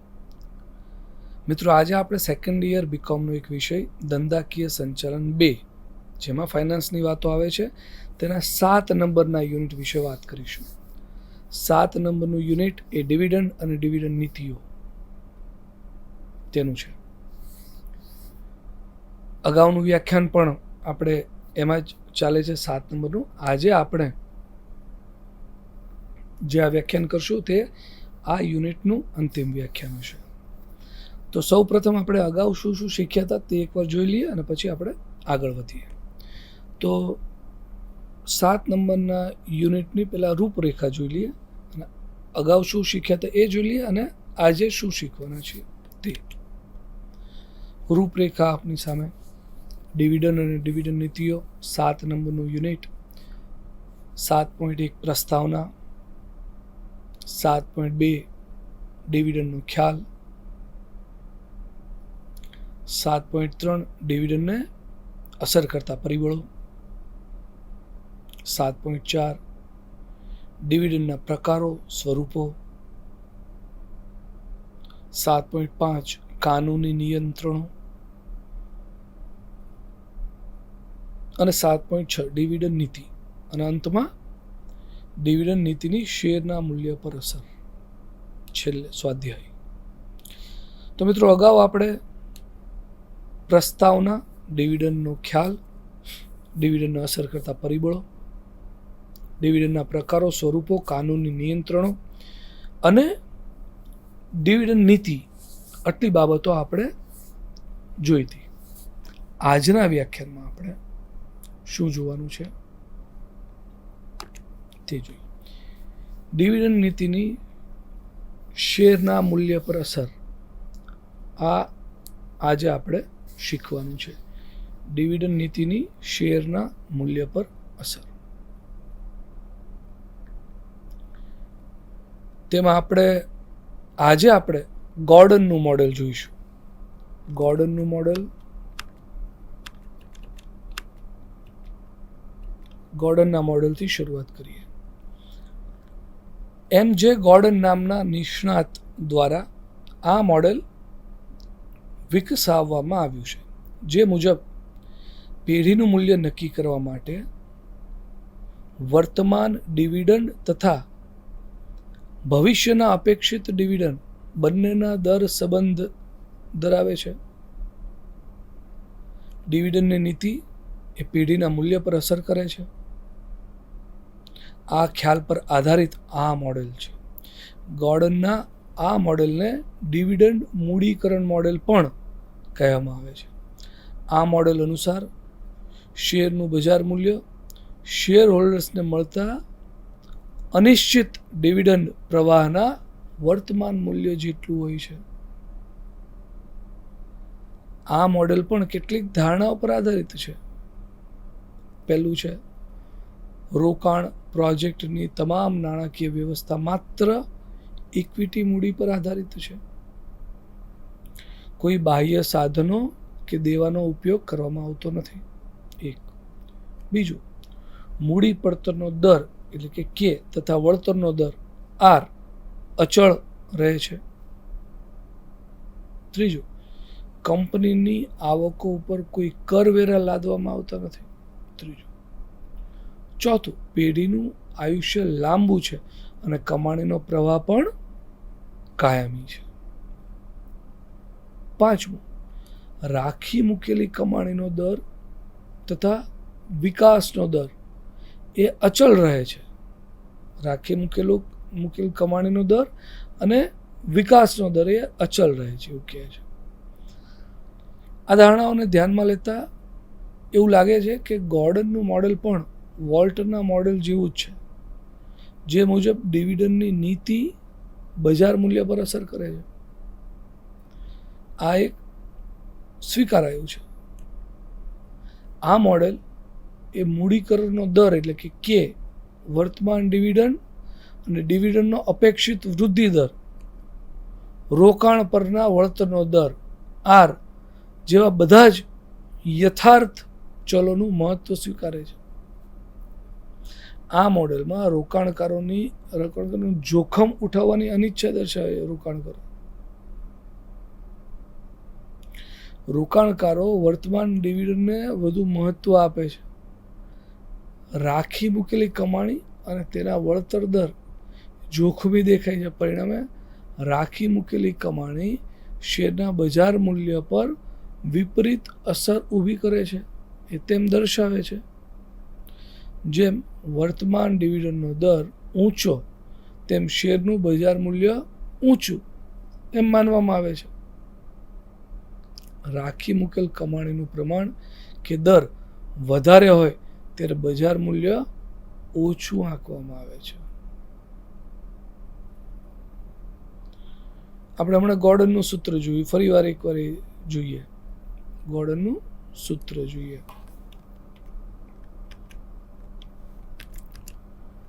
આમાં જોયું આપણે, રોકાણ પ્રોજેક્ટની તમામ નાણાકીય વ્યવસ્થા માત્ર ઇક્વિટી મૂડી પર જ આધાર છે.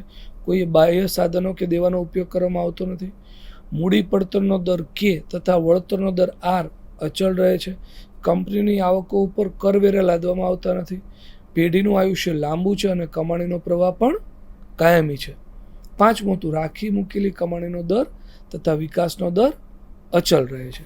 હવે આપણે ગોર્ડનનું સૂત્ર જોઈએ. સૂત્ર શું કહે છે? વી બરાબર ઈ કાઉન્સમાં 1 - બી, જ્યાં વી બરાબર ઈ શેરનું મૂલ્ય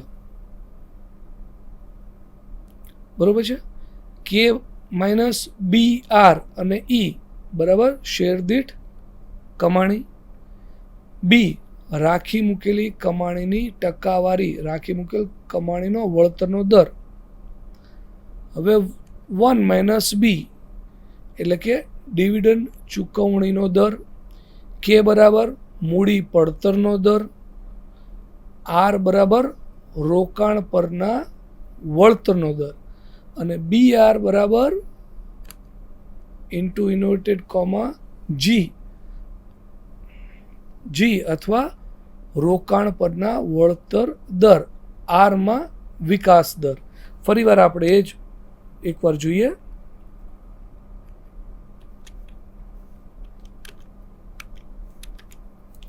ફરીથી આપણે એકવાર રિપીટ કરીએ. આનું સૂત્ર એકવાર સમજવા જેવું છે. વી બરાબર ઈ કૌંસમાં 1 માઇનસ બી, જ્યાં વી બરાબર ઈ એટલે કે શેરનું મૂલ્ય, કે માઇનસ બી આર એટલે કે ઈ બરાબર શેર દીઠ કમાણી. વી બરાબર ઈ છે એટલે ઈ બરાબર શેર દીઠ કમાણી. એના કૌંસમાં 1 માઇનસ બી છે. 1 માઇનસ બી એટલે ડિવિડન્ડ ચૂકવણીનો દર. બી એટલે રાખી મૂકેલી કમાણીની ટકાવારી, રાખી મૂકેલી કમાણીનો વળતરનો દર. 1 માઇનસ બી આપણે જોયું ડિવિડન્ડ ચૂકવણીનો દર થયો. કે એટલે મૂડી પડતરનો દર, કે એટલે મૂડી પડતરનો દર. આર એટલે રોકાણ પરના વળતરનો દર. અને બી અને R is equal to inverted comma G અથવા રોકાણ પરના વળતરના દર, આર માં વિકાસ દર. આ રીતે ગોર્ડને એનું સૂત્ર આપેલું છે. ગોર્ડનના સૂત્ર પછી હવે આપણે એનું ઉદાહરણ જોઈએ.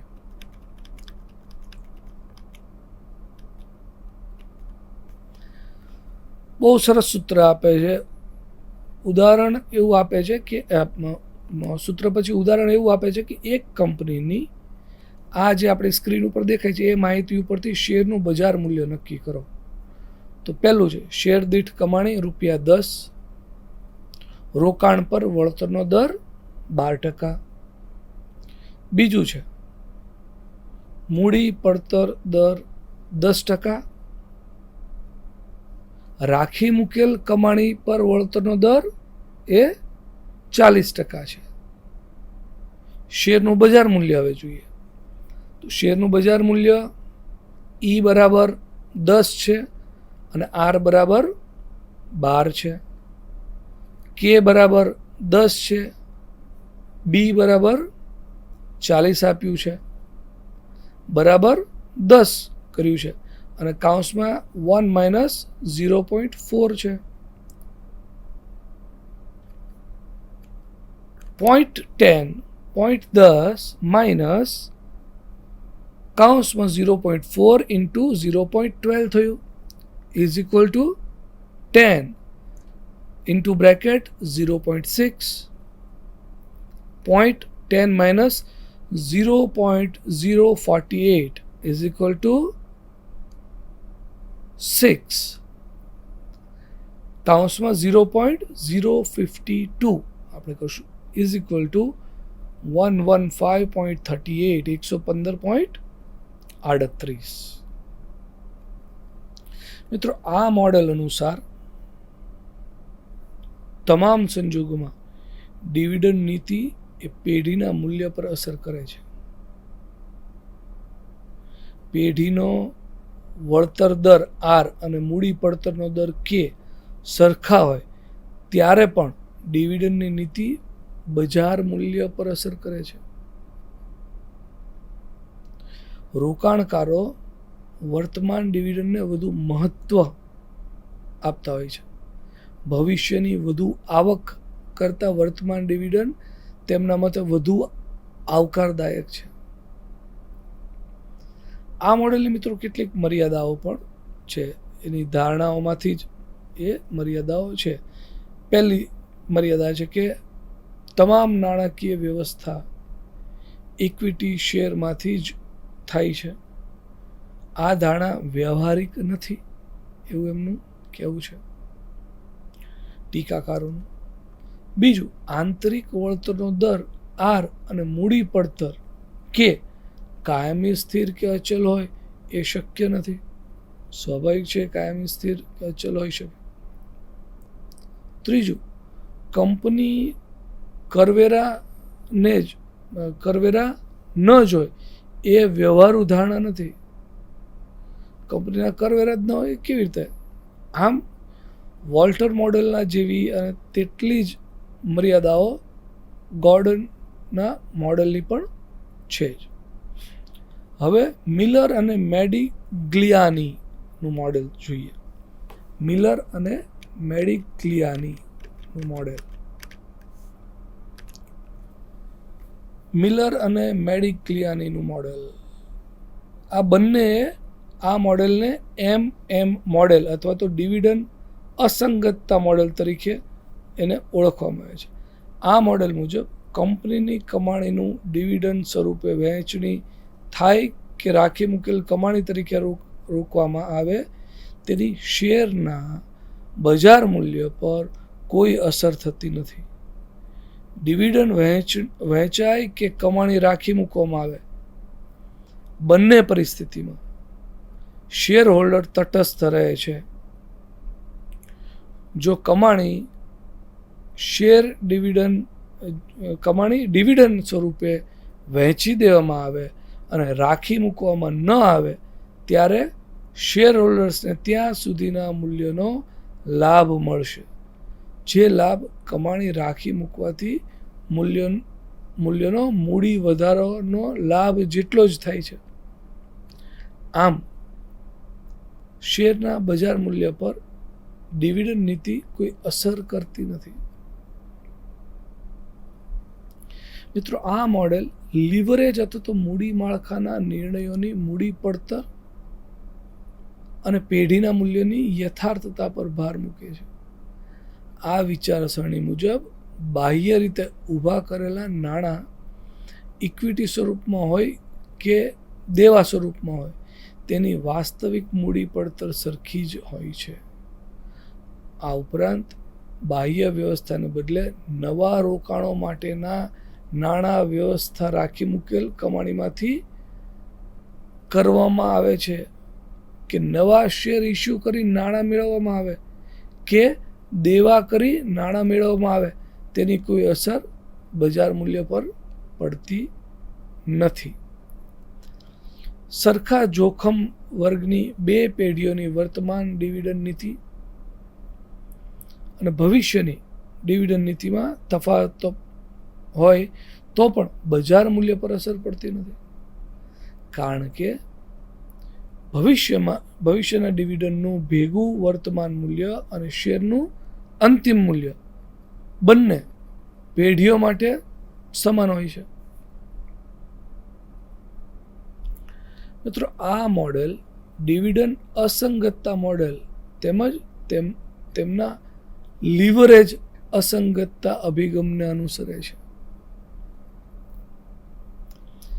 MM મોડેલ મુજબ શેર બજાર મૂલ્ય માટે ડિવિડન્ડ અસંગત છે, કારણ કે તે સંપત્તિને અસર કરતું નથી.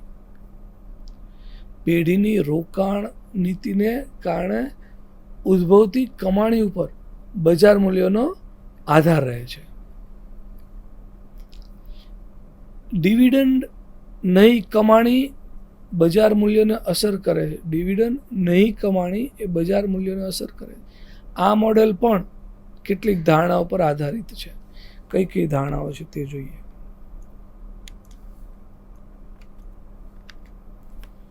ઓકે, પહેલા ધારણા જોઈએ, પછી આ સૂત્ર જોઈએ. તો પહેલી ધારણા એવી છે કે મૂડી બજાર સંપૂર્ણ મૂડી બજાર છે. મૂડી બજાર એ સંપૂર્ણ મૂડી બજાર છે, જ્યાં રોકાણકારો બુદ્ધિશાળી છે અને ખર્ચ વગર બધી જ માહિતી એને પ્રાપ્ય છે. બીજું એવું કહે છે કે કંપનીની આવક ઉપર કોઈ પ્રકારના કરવેરા હોતા નથી. કરવેરા હોય તો પણ આવક પરના દર અને મૂડી લાભ પરના દર વચ્ચે તફાવત હોતો નથી. ચોથી બાબત એવી કહે છે કે બજારમાં સોદા કરવાનો એટલે કે દલાલી કમિશન કોઈ ખર્ચ હોતો નથી. બજારમાં સોદા કરવાનો કોઈ ખર્ચ નથી. કોઈ ખર્ચ ન હોવાને કારણે મૂડી બહાર પાડવાનો પણ ખર્ચ હોતો નથી. સિમ્પલ છે. ચોથું છે, દરેક પેઢીની ચોક્કસ રોકાણ નીતિ હોય છે જેમાં ફેરફાર થતો નથી. નવા રોકાણો રાખી મૂકેલ કમાણીમાંથી કરવામાં આવે ને તો પણ પેઢીના ધંધાકીય જોખમમાં ફેર થશે નહીં. તેથી વળતરના જરૂરી દરમાં પણ કોઈ ફેરફાર થશે નહીં. મિત્રો, આ મોડેલની મહત્વની બાબત એ તેની આર્બિટ્રેજ દલીલની છે, જેમાં વિરુદ્ધ દિશામાં અને સમતોલપણાની કામગીરી સમાયેલી છે. એક સાથે બે સોદાઓ એવી રીતે કરવા કે જે સંપૂર્ણ રીતે એકબીજાની અસર નાબૂદ કરે અથવા તો સમાન કરે. આ બે વ્યવહાર એટલે કે ડિવિડન્ડ ચૂકવવું અને રોકાણ અંગેની નાણાકીય વ્યવસ્થા માટે બાહ્ય ભંડોળ ઊભા કરવા. ડિવિડન્ડ ચૂકવાય કે રાખી મૂકેલ કમાણીના નીતિ અપનાવાય, રોકાણકારો તટસ્થ જ રહે છે. આ મોડેલ મુજબ ચોક્કસ સમયની શરૂઆતમાં શેરનું બજાર મૂલ્ય તે જ સમયના અંતે ચૂકવવામાં આવેલ ડિવિડન્ડના વર્તમાન મૂલ્ય તે સમયના અંતના બીજા મૂલ્ય બરાબર એ હોય છે. હવે આપણે સૂત્રથી સમજીએ. જ્યાં સૂત્ર એવું કહે છે PO બરાબર D1 પ્લસ P1. સૂત્ર જોઈએ તો PO બરાબર D1 પ્લસ P1, જ્યાં 1 પ્લસ K. PO બરાબર બજારનું મૂલ્ય, K બરાબર ઇક્વિટીની પડતર. એ જ રીતે DI આપેલ સમયના અંતે અને PI એટલે આપેલ સમયના અંતે શેર દીઠ બજાર મૂલ્ય.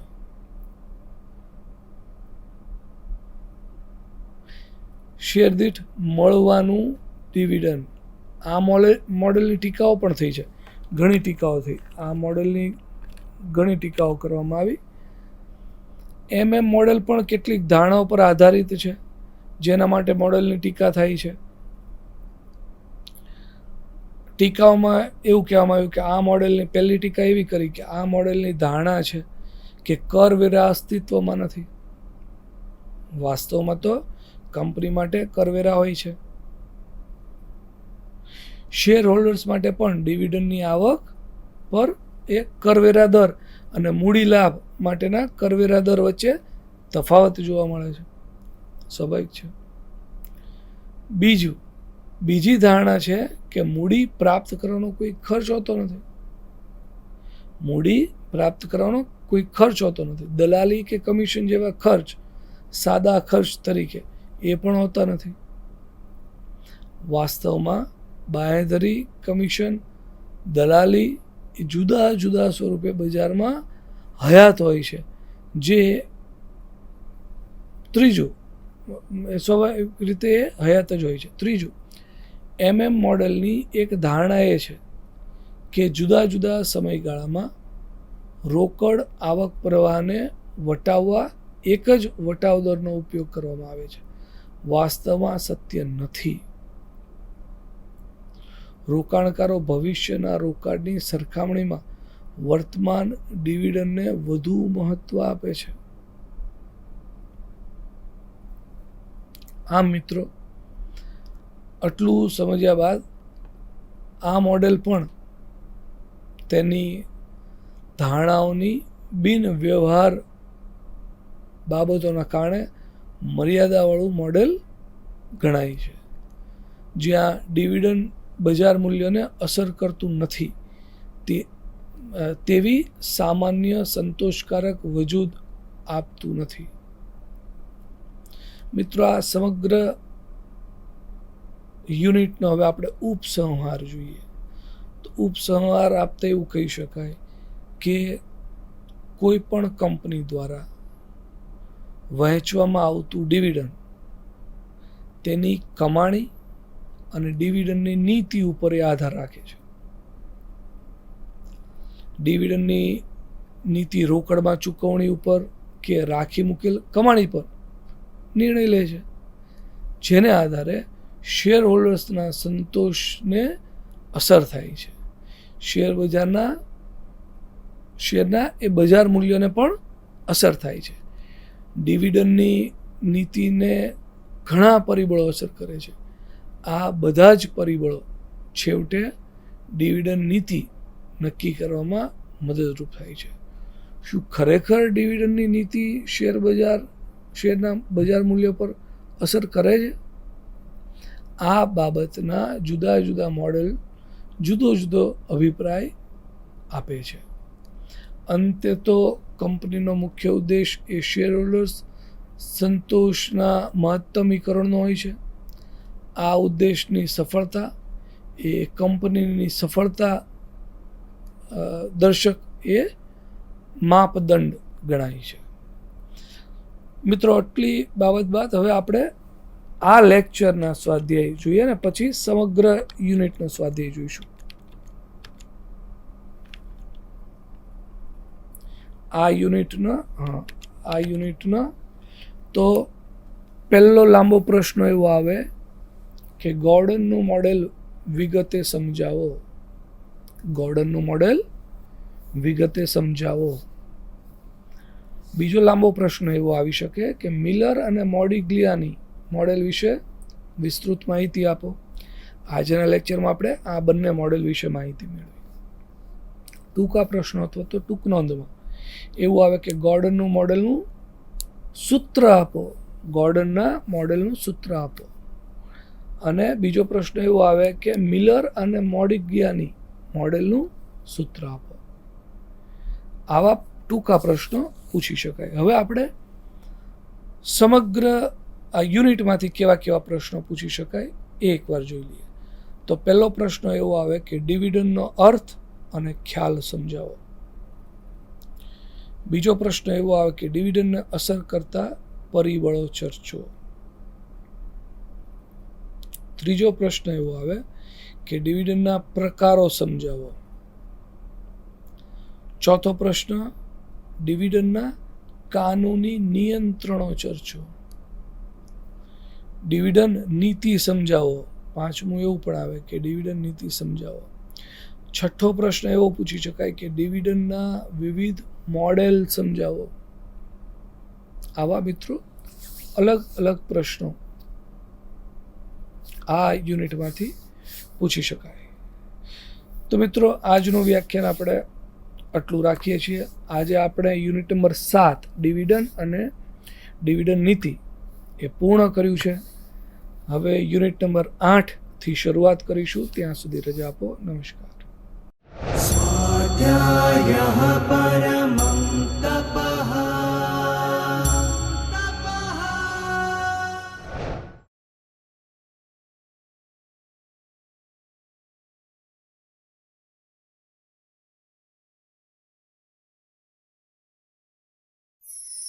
स्वाध्यायः परमं doctor Baba Saheb Ambedkar open university.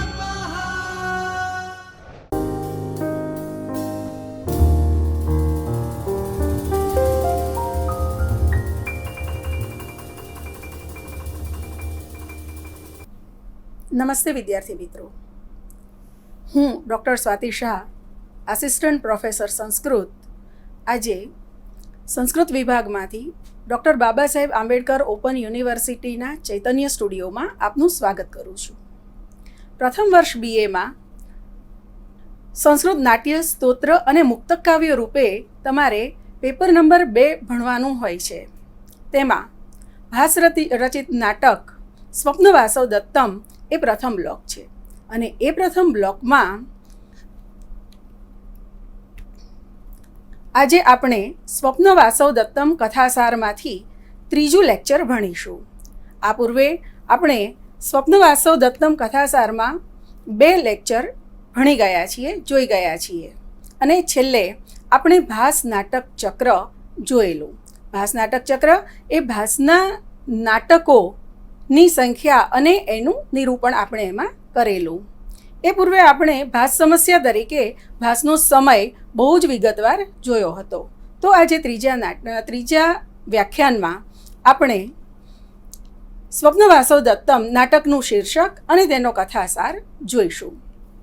શીર્ષક: સ્વપ્ન વાસવ દત્તમ નાટક આપણે જોઈ ગયા એ રીતે ઉદયન કથા પર આધારિત છે. સંસ્કૃતમાં શીર્ષક આપવાની પરંપરા 3 રીતે જોવા મળે છે. એક, નાયક અથવા નાયિકાના નામ ઉપરથી. બીજું, નાયક અને નાયિકા બંનેનું નામ સાથે હોય એ રીતે. અને ત્રીજું છે કથાવસ્તુના આધારે. નાયકના નામ ઉપરથી ચારુદત્તમ જેવું નાટક આપણને પ્રાપ્ત થાય છે.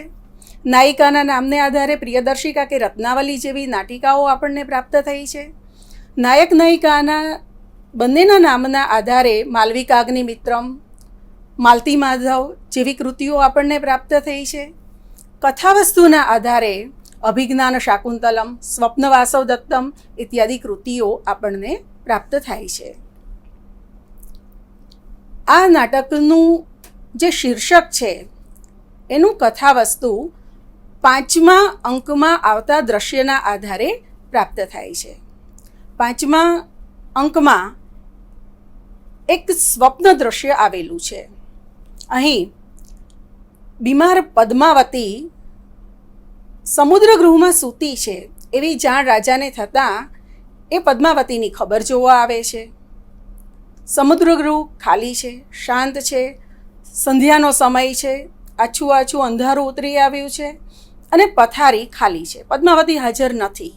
એ સંજોગોમાં રાજા પોતે જ ત્યાં સૂઈ જાય છે. થોડી વાર પછી વાસવ દત્તા પદ્માવતીની ખબર જોવા આવે છે. એ જોવે છે કે ઓઢીને કોઈ સૂઈ ગયું છે, તો એને ડિસ્ટર્બ કરવા નથી ઈચ્છતી અને ત્યાં રહેલી ખાલી જગ્યામાં પોતે વાસવ દત્તા સૂઈ જાય છે. અને એમ છે કે હમણાં પદ્માવતી ઉઠે એટલે ખબર પૂછું છું અને પછી ચાલી જઈશ.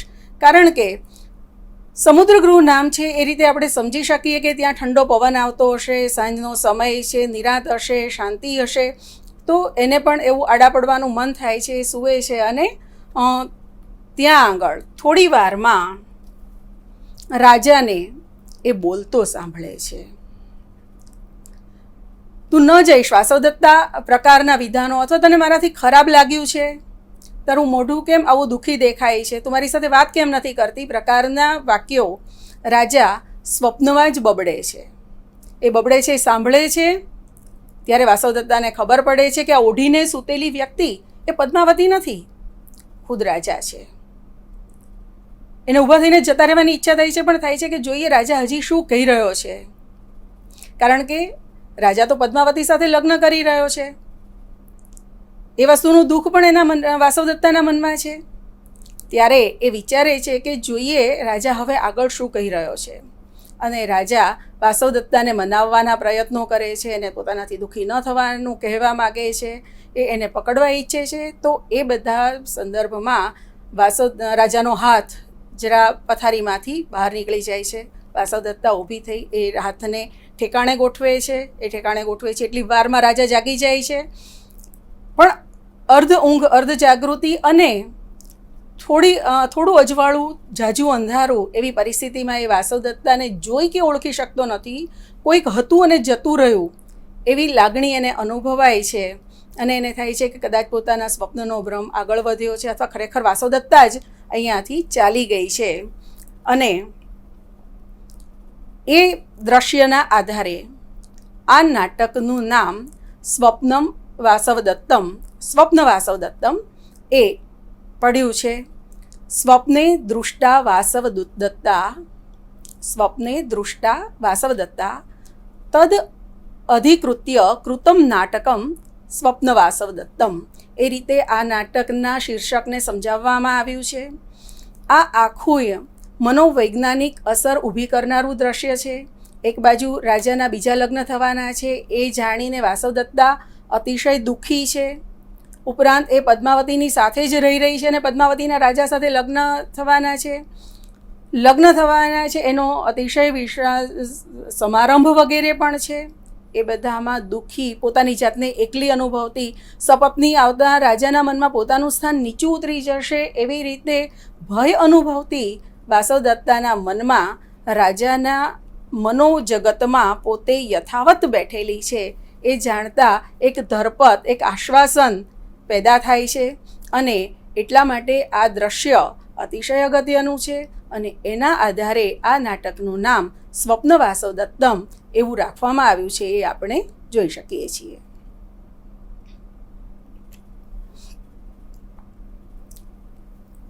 આ નાટક કુલ 6 અંકનું છે અને એ 6 અંકમાં પ્રથમ અંક એ આપણને વાસવદત્તા ન્યાસ એ નામથી પ્રાપ્ત થાય છે. અહીંયા આગળ ભાસની જે મૂળ શૈલી છે એ જોવા મળે છે. નાંદ્યંતે તતઃ પ્રવિશતિ સૂત્રધારઃ. નાંદીના અંતે સૂત્રધાર પ્રવેશે છે. નાંદી પૂરી થયા પછી સૂત્રધાર પ્રવેશે છે. આ શૈલી ભાસની છે. બાકી પહેલાં નાંદી હોય એ નાંદીને દેખાડવામાં આવે છે. તો નાંદ્યંતે પ્રવિશતિ સૂત્રધારઃ સૂત્રધાર કૃતારંભૈઃ નાટકૈઃ બહુભૂમિકૈઃ એ શ્લોકમાં જે એની વિશેષતા કહેવામાં આવી હતી અને એના આધારે આ નાટકો ભાસના છે એવી રીતે જેને ઓળખવામાં આવ્યા એ સૂત્રધારના પ્રવેશથી નાટકો શરૂ થાય છે. વાસવદત્તા ન્યાસ એટલે કે વાસવદત્તાને થાપણ તરીકે મૂકવી. ન્યાસનો અર્થ થાય છે થાપણ.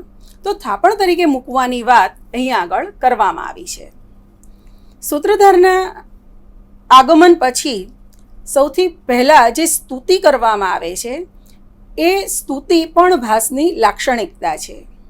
ત્યાં આગળ મુદ્રાલંકારનો પ્રયોગ કરવામાં આવે છે. મુદ્રાલંકાર એટલે કે જે શ્લોકનો અર્થ હોય, જે શ્લોક કહેવા માગતા હોય એમાં યોગ્ય રીતે નાટકના પાત્રોના નામને ગૂંથી લેવા. તો પાત્રોના નામને ગૂંથીને અથવા તો વ્યક્તિઓના નામને ગૂંથીને કોઈક જુદા જ અર્થનો જે શ્લોક તૈયાર થાય ત્યારે ત્યાં મુદ્રાલંકાર થતો હોય છે. તો ભાસના આ સ્તુતિ શ્લોક જે બળરામની સ્તુતિ માટે કરવામાં આવ્યો છે એમાં વાસવદત્તા, પદ્માવતી, ઉદયન વગેરે નામો ગૂંથી લેવામાં આવ્યા છે. ઉદાહરણ તરીકે ઉદય નવેન્દુ, નવ ઇન્દુ ઉદય, નવીન ચંદ્રનો ઉદય થવો. પણ ઉદયન શબ્દ એમાં આપણે જોઈ શકીએ છીએ. એ જ રીતે સવર્ણવ આસવ દત્તા બલવ, અહીંયા આગળ સવર્ણવ આસવ દત્ત આ બલવ એ શબ્દ પ્રયોગ છે પણ આપણને અહીંયા આગળ વાસવદત્તા પ્રાપ્ત થાય છે. તો મુદ્રાલંકાર એ પણ ભાસની શૈલીની એક ખૂબી છે જે આપણે અહીંયા જોઈ શકીએ છીએ. આ સૂત્રધાર પોતે સ્થાપના પૂર્ણ કરીને પછી જાય છે. ત્યારે પરિવ્રાજક એટલે કે તપસ્વીના વેશમાં યોગંધરાયણ અને અવંતિકા વેશે વાસવદત્તા પ્રવેશે છે. એમનો પ્રવેશ થતાં ઉત્સરત ઉત્સરત, આઘા ખસો, આર્યે ઉત્સરત, બેન આઘા જાઓ એવી રીતે વાસવદત્તાને સૈનિકો કહી રહ્યા છે. ત્યારે રાજાના આ સૈનિકો, આ સેવકો દ્વારા અપમાનનો અનુભવ થાય છે. કારણ કે કોઈ આવે અને ખસો ખસો ખસો એવી રીતે જ્યારે કહેવામાં આવે ત્યારે સ્વાભાવિક રીતે જ આપણે આશ્ચર્યમાં પડી જઈએ છીએ. આપણને ગમતું નથી કે આવું આપણી સાથે કેમ થઈ રહ્યું છે. એ જ વસ્તુ બને છે કે આ બંને હજી પ્રવેશી જ રહ્યા છે અને સૈનિકો, સેવકો એમને કહી રહ્યા છે કે દૂર ખસો. અને ત્યારે વાસવદત્તા પોતે અપમાનનો અનુભવ કરી અને યોગંધરાયણને કહે છે કે આવું વર્તન કેમ થઈ રહ્યું છે. અને યોગંધરાયણ બહુ જ સરસ જવાબ આપે છે કે જ્યારે ઓળખાય નહીં ત્યારે દેવ પણ અપમાનિત થતા હોય છે. અને બીજું, ચક્રાર પંક્તિ રીવ ભ્રમતી ભાગ્ય પંક્તિ. ચક્રના આરાની માફક ભાગ્યની પંક્તિ પણ, નસીબ સમય પણ ફરતો રહે છે અને એ જ ફરતો સમય સમગ્ર જગતને પરિવર્તિત કરતો રહે છે. ત્યારબાદ દૂર જવાવાળી વાત હજી ચાલી રહી છે. ત્યાં કંચુકીનો પ્રવેશ થાય છે અને એ પેલા રાજ સૈનિકોને સેવકોને કહે છે કે આવું વર્તન ન કરો. અને વાસવદત્તાને લાગે છે કે આ વ્યક્તિનો અભિગમ ખરેખર જ માનવીય છે. એ બધાને સારી રીતે જોઈ રહ્યો છે, કારણ કે એ કહે છે કે વનમાં તપસ્વીઓ આવે છે જ એટલા માટે કે સંસારમાં જે અપમાનનો અનુભવ કરવો પડે છે એ અપમાનથી એ લોકો પોતાની જાતને બચાવી શકે. અને એના એ માનવીય અભિગમને જોઈને વાસવદત્તા અને યૌગંધરાયણ હર્ષનો અનુભવ કરે છે. કંચુકી આવી અને તપસ્વીઓને પૂછે છે કે તમારી કોઈ આવશ્યકતા હોય તો જણાવો. રાજકુમારી પદ્માવતી એ તપસ્વીઓની આવશ્યકતાઓ, કાંઈ પણ એમની ઈચ્છાઓ હોય તો સંતોષવા માટે તત્પર છે. અને એ જાણી અને તરત જ યૌગંધરાયણના મનમાં થાય છે કે હા, આ બરાબર છે, આ જ ઉપચાર છે. અને એ કહે છે કે પદ્માવતી પાસે વાસવદત્તાને જો ન્યાસ કરી શકાય, થાપણ તરીકે મૂકી શકાય તો પોતાની મોટાભાગની ચિંતા પૂરી થઈ જાય. કારણ કે યૌગંધરાયણે એવું જાણ્યું છે, એક જ્યોતિષી પાસેથી જાણેલું છે કે પદ્માવતી છે એ ઉદયનની પત્ની બને તો રાજા અને રાજ્યના લાભમાં છે. તો પદ્માવતીને જ્યારે એ પોતાના રાજાની રાણી બનાવવા ઈચ્છતો હોય તો એ સંજોગોમાં રાજાની પૂર્વ પત્ની, રાજાની પ્રિય રાણી એવી વાસવદત્તા અને પદ્માવતી વચ્ચે જો એક પ્રકારનો લગાવ થાય, એક પ્રકારનો એકબીજા માટે મનમેળ થઈ જાય તો પોતાના ઘણા બધા પ્રશ્નો એમ જ સોલ્વ થઈ જાય એવું યૌગંધરાયણને લાગે છે. વાસવદત્તા એવું સાંભળે છે કે રાજકુમારી પદ્માવતી આવી રહી છે તો એ સાંભળીને જ વાસવદત્તાના મનમાં થાય છે કે ઓહો, રાજકુમારી સાંભળતા મને એના માટે મારી બહેન હોય એવી લાગણી જન્મે છે.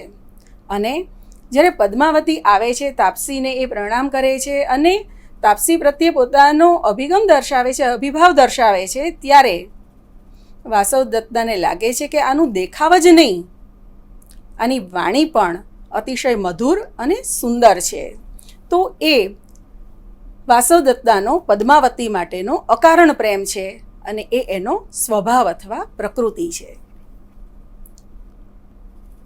આશ્રમના તપસ્વીઓને જ્યારે એવું પૂછવામાં આવ્યું કે તમારે કાંઈ જોઈએ છીએ તો બીજા કોઈએ કોઈ માગણી કરી નહીં, પરંતુ તપસ્વી વેશમાં રહેલા યૌગંધરાયણે કીધું કે હા, મારી એક ઈચ્છા છે.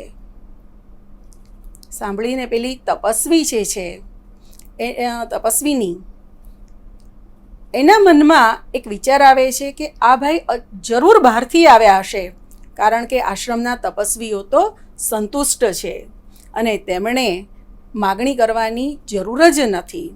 ત્યારે યૌગંધરાયણ પોતાની માગણી પદ્માવતી સામે અને કંચુકી સામે રજૂ કરે છે કે આ મારી જે બહેન છે એનો પતિ એ પરદેશ ગયો છે, બહાર ગયો છે, પ્રવાસે ગયો છે, તો મારી આ બહેનનું તમે થોડા સમય માટે થાપણ તરીકે સ્વીકાર કરી રક્ષણ કરો. અને ત્યારે કંચુકી કહે છે કે દુઃખમ ન્યાસસ્ય રક્ષણમ, બીજું બધું સ્વાભાવિક રીતે તમે સ્વીકારી શકો, તમારું ધન જતું રહે, તમારું તપ તમારે કોઈના માટે ખર્ચી નાખવું પડે અથવા એમાં કાંઈ તકલીફ આવે તો એ બધું સહ્ય છે, એ બધામાંથી તમે બહાર નીકળી શકો. પણ ન્યાસ, થાપણનું રક્ષણ એ ખરેખર દુઃખદ હોય છે. અને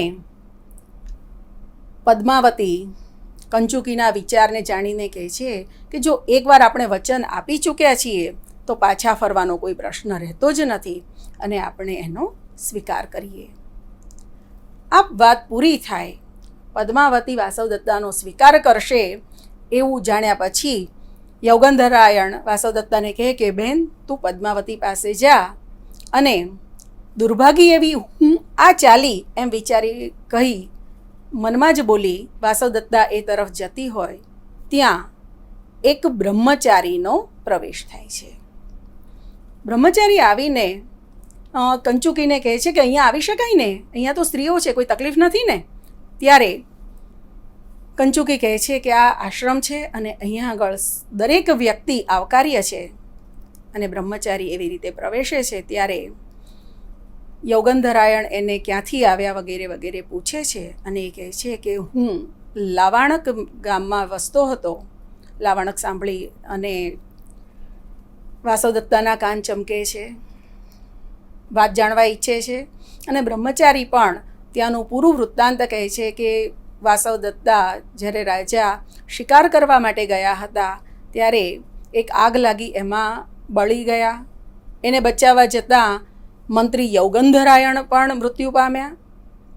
હવે રાજા પાછા આવ્યા પછી મરી જવા ઈચ્છતા હતા.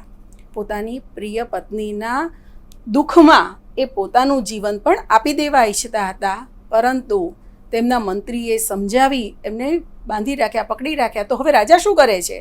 વાસવદત્તાને એ જાણવામાં રસ છે, આપણને પણ એ જાણવામાં રસ છે.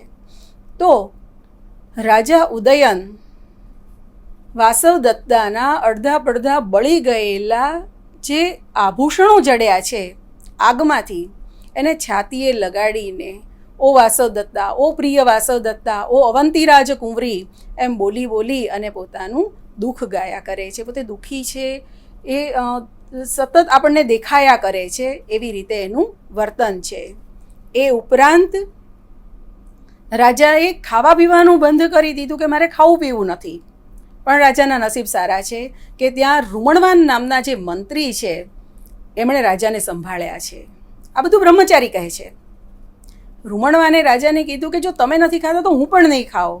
અર્થાત રાજા જો નથી ખાતો તો રૂમણવાન પણ નથી ખાતા, એટલે પોતાના કારણે થઈને રૂમણવાન ભૂખ્યો ન રહે એટલા માટે થઈને રાજા ભોજન ખાનપાન કરી રહ્યા છે. તો આ રાજાનો વાસવદત્તા માટેનો પ્રેમ બ્રહ્મચારીના મુખે આપણને ભાસ દર્શાવી રહ્યા છે, અને જે કથા ચાલી રહી છે એમાં ફ્લેશબેકમાં લઈ જઈને આપણને રાજાની જે પરિસ્થિતિ છે એ આપણને દર્શાવી રહ્યા છે. જાણે નાટકની અંદર આખી એ બીજી ઘટના આપણને નાટકીય રીતે દર્શાવી દેવામાં આવી છે.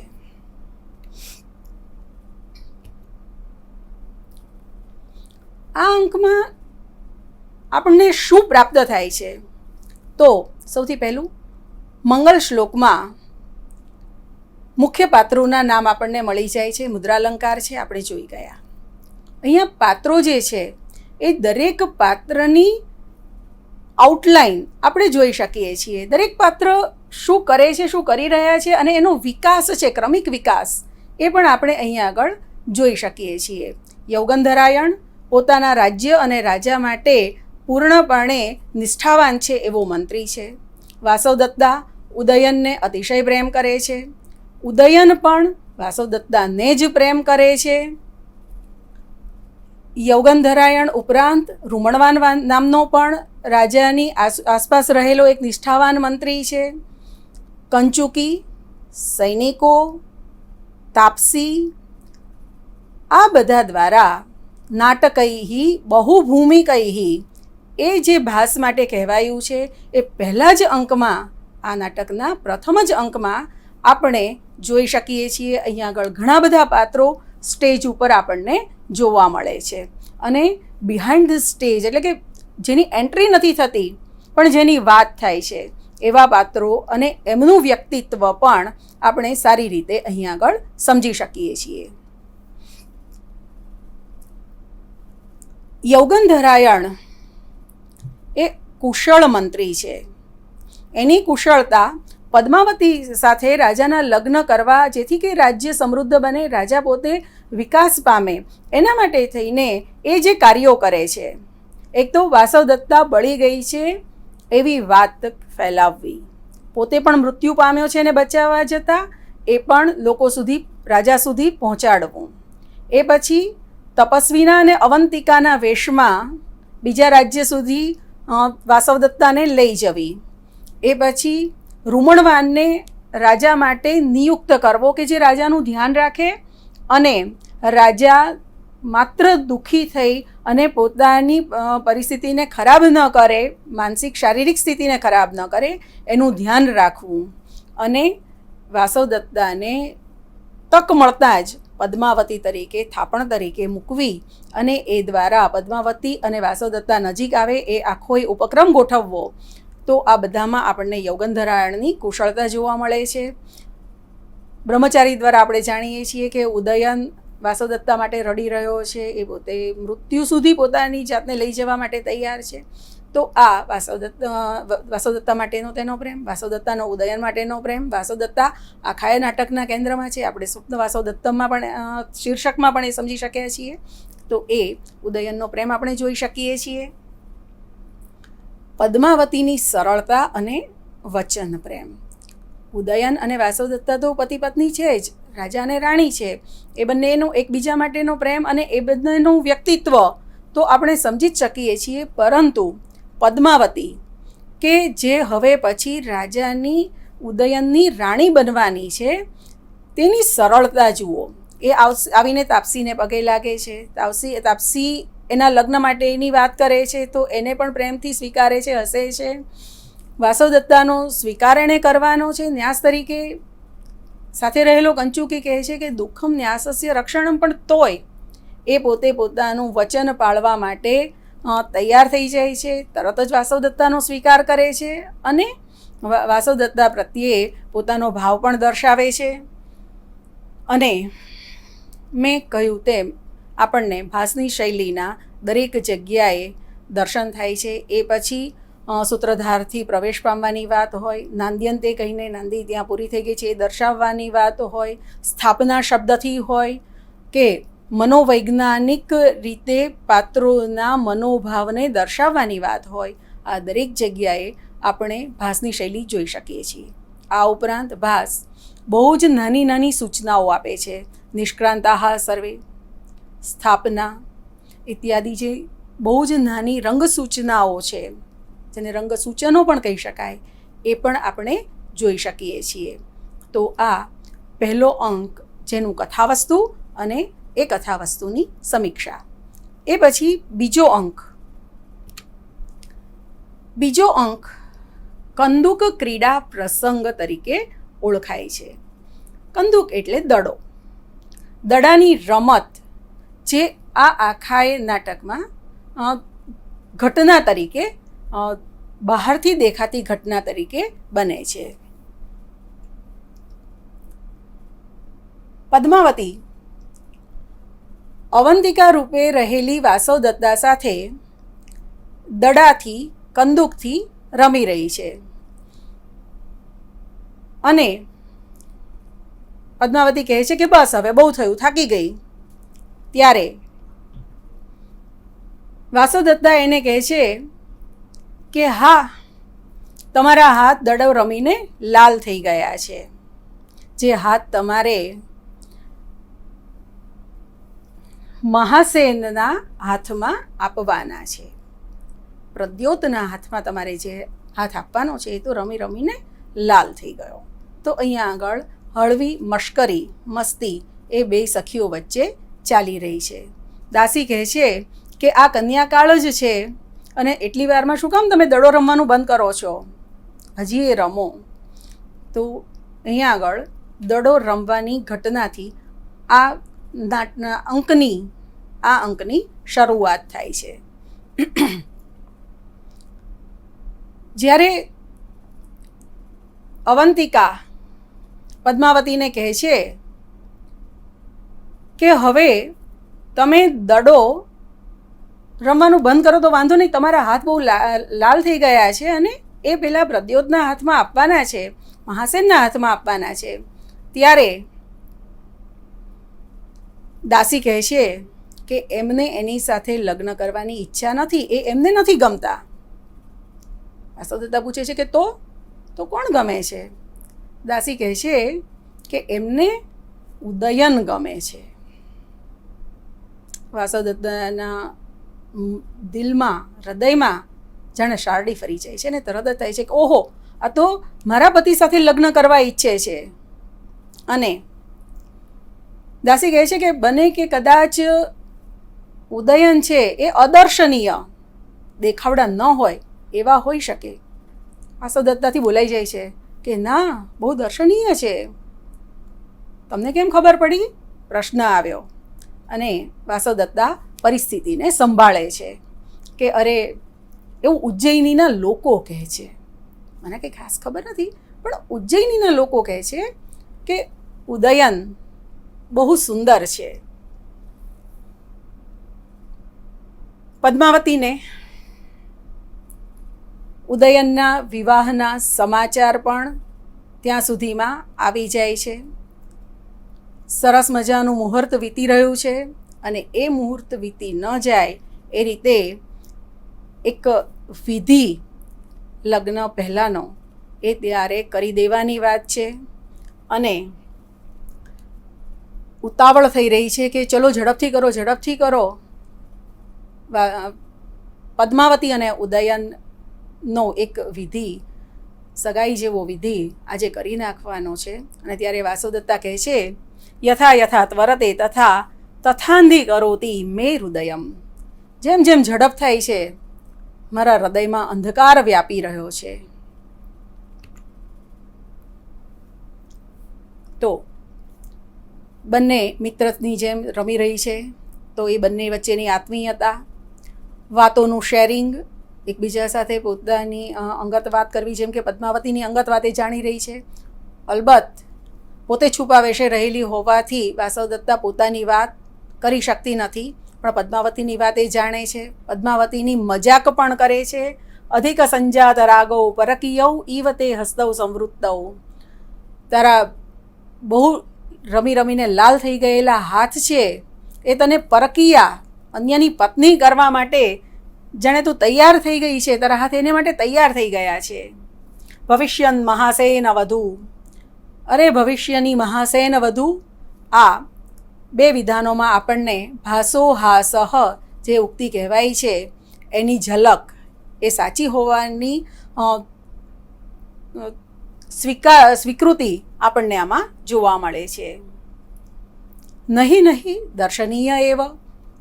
અનકોન્શિયસલી વાસવદત્તાના મોઢામાંથી સરી પડે છે. બાકી તને યાદ છે કે પોતે અત્યારે ઉદયનની એટલે પત્ની છે એવું ક્યાંય કહેવાનું નથી, છતાંય અનકોન્શિયસલી બોલાઈ જાય છે, નહીં નહીં દર્શનીય એવા. રાજા તો બહુ સુંદર છે. અને વાસવદત્તાની મનોસ્થિતિને આ આખાય અંકમાં આપણે જોઈ શકીએ છીએ. એ ડામાડોળ છે અને છેલ્લે જતાં એ અંધી કરોતી કરતાં વધારે દુઃખી થઈ રહી છે. અંધી કરોતી એ ચવીરૂપ છે. અંધ શબ્દને ક્રૂ પ્રત્યય લાગીને અંધી કરોતી શબ્દ ત્યાં આગળ તૈયાર થાય છે. ત્રીજો અંક, કૌતુકમાલા ગુંફન પ્રસંગ એ એનો મુખ્ય પ્રસંગ છે. ઉદયનના લગ્ન માટે કૌતુકમાલાને ગૂંથવાની છે અને એ ગૂંથવા માટે વાસવદત્તાની પસંદગી કરવામાં આવી છે. પદ્માવતીના લગ્નની તૈયારીઓ પૂરજોશમાં ચાલી રહી છે. વાસવદત્તા એકલી પ્રમોદવનમાં જઈને બેઠી છે, કારણ કે ત્યાં બહુ બધા લોકો નથી. લગ્નની તૈયારીઓની ધૂમધામ ત્યાં આગળ સુધી હજી પહોંચતી નથી. એના મનમાં અનેક પ્રકારના વિચારો ચાલતા હશે. એ દુઃખી છે અને આ બધા પોતાના જ પતિના અન્ય સ્ત્રી સાથેના લગ્ન જોવા માટે થઈને પણ એ કદાચ એટલી બધી તૈયાર નથી, હોશમાં તો ન જ હોય. તો એ સંજોગોમાં એ પ્રમોદવનમાં આવી અને બેઠી છે અને ત્યારે દાસી ત્યાં પ્રવેશે છે. ને કેવી દેખાય છે? તો કહે છે કે ધુમ્મસને લીધે ઘેરાયેલી ચંદ્રકલા જેવી દેખાય છે. ભાસ અહીંયા આગળ બહુ જ સુંદર ઉપમા આપી રહ્યો છે. એક તો ચંદ્રકલા, બિલકુલ પાતળી અમથી બીજની ચંદ્રકલા, અને એ પાછી ધુમ્મસથી ઘેરાયેલી, ભાગ્યે જ દેખાય, ભાગ્યે જ એનું જે સૌંદર્ય છે એ આપણા સુધી પહોંચે. એ જાણે ઉદાસ હોય એવી જ એ ચંદ્રકલા હોય, અને એવી જ ઉદાસ અહીંયા આગળ વાસવદત્તા દાસીને જણાય છે. અહીંયા આગળ ફરી એક વખત ઉદયનના સૌંદર્યની વાત નીકળે છે. દાસી આવીને કહે છે કે ઉદયન લગ્ન માટે તૈયાર થઈ રહ્યા છે, સ્નાન કરવા ગયા છે, અને એ કેવા સુંદર દેખાય છે અથવા તો કેવા દેખાય છે એવું વાસવદત્તા એ પૂછે છે. ત્યારે કહે છે કે શરચાપહીન કામદેવ ઇતિ. જાણે પોતાના ધનુષ્ય બાણ વિનાના કામદેવ હોય એવા સુંદર રાજા દેખાઈ રહ્યા છે. અને દાસી વાસવદત્તાને જણાવે છે કે રાજમાતાએ કૌતુક માલાને ગૂંથવા માટે એની પસંદગી કરી છે. કારણ કે વાસવદત્તા ઉચ્ચ કુળમાં જન્મેલી છે અને બહુ વિનમ્ર વિનયશીલ છે. તો કૌતુક માલા ગુંફન એ એણે કરવાનું છે. હવે વિચારો પરિસ્થિતિ કેવી છે. પોતાના જ પતિના બીજા લગ્નમાં એના માટેની કૌતુક માળાનું ગુંથન. એ કહે છે કે હવે પોતાનો પતિ પણ આર્યપુત્રો નામ પરકીય સમૃદ્ધ, મારો પતિ બીજાનો થઈ ગયો. એના માટે માળા ગૂંથવા જે ઔષધિઓ છે એમાંથી 2 ઔષધિઓ વિશે એ પૂછે છે. તો કહે છે કે એકનું નામ છે અવિધવાકરણ, રાણીનું સૌભાગ્ય કાયમ રહે એ માટે, અને બીજું સપત્ની મર્દન. અને વાસવદત્તા કહે છે કે સપત્ની મર્દનની જરૂર નથી, કારણ કે પત્ની તો જે પહેલાં હતી એ મૃત્યુ પામી ચૂકી છે. આમ કરીને વાસવદત્તા પોતાની જાતને બચાવે છે. રાજાના પોતાના માટે પ્રેમ યથાવત રહે એવું વાસવદત્તા ઈચ્છે છે. આપણને અહીંયા આગળથી જોઈ શકાય છે. આ અંકની સમીક્ષા, આ બહુ જ નાનકડો બહુ ટૂંકો અંક છે. અને વાસવદત્તા મેં કહ્યું તેમ એકલી છે, દુઃખી છે.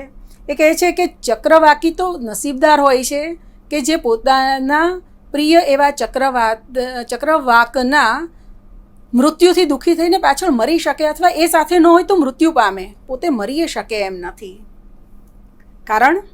કારણ કે ભાવિ મિલનની આશા છે. દાસીના મુખે ભાસે મૂકેલી સુંદર ઉપમા આપણે જોઈ શકીએ છીએ. અહીંયા આગળ ભાસના જીવન પ્રત્યેના અભિગમો આપણા ક્લિયર થતા જણાય છે. જેમ કે દેવો ન ઓળખાયેલા હોય તો એ બધા પણ અપમાનને પામે છે. અને આ ત્રીજા અંકમાં પણ વાસવદત્તાના મનોભાવનું આપણે સુંદર રીતે થયેલું નિરૂપણ જોઈ શકીએ છીએ. આભાર મિત્રો, ફરી મળીશું. स्वाध्यायः परमं तपः.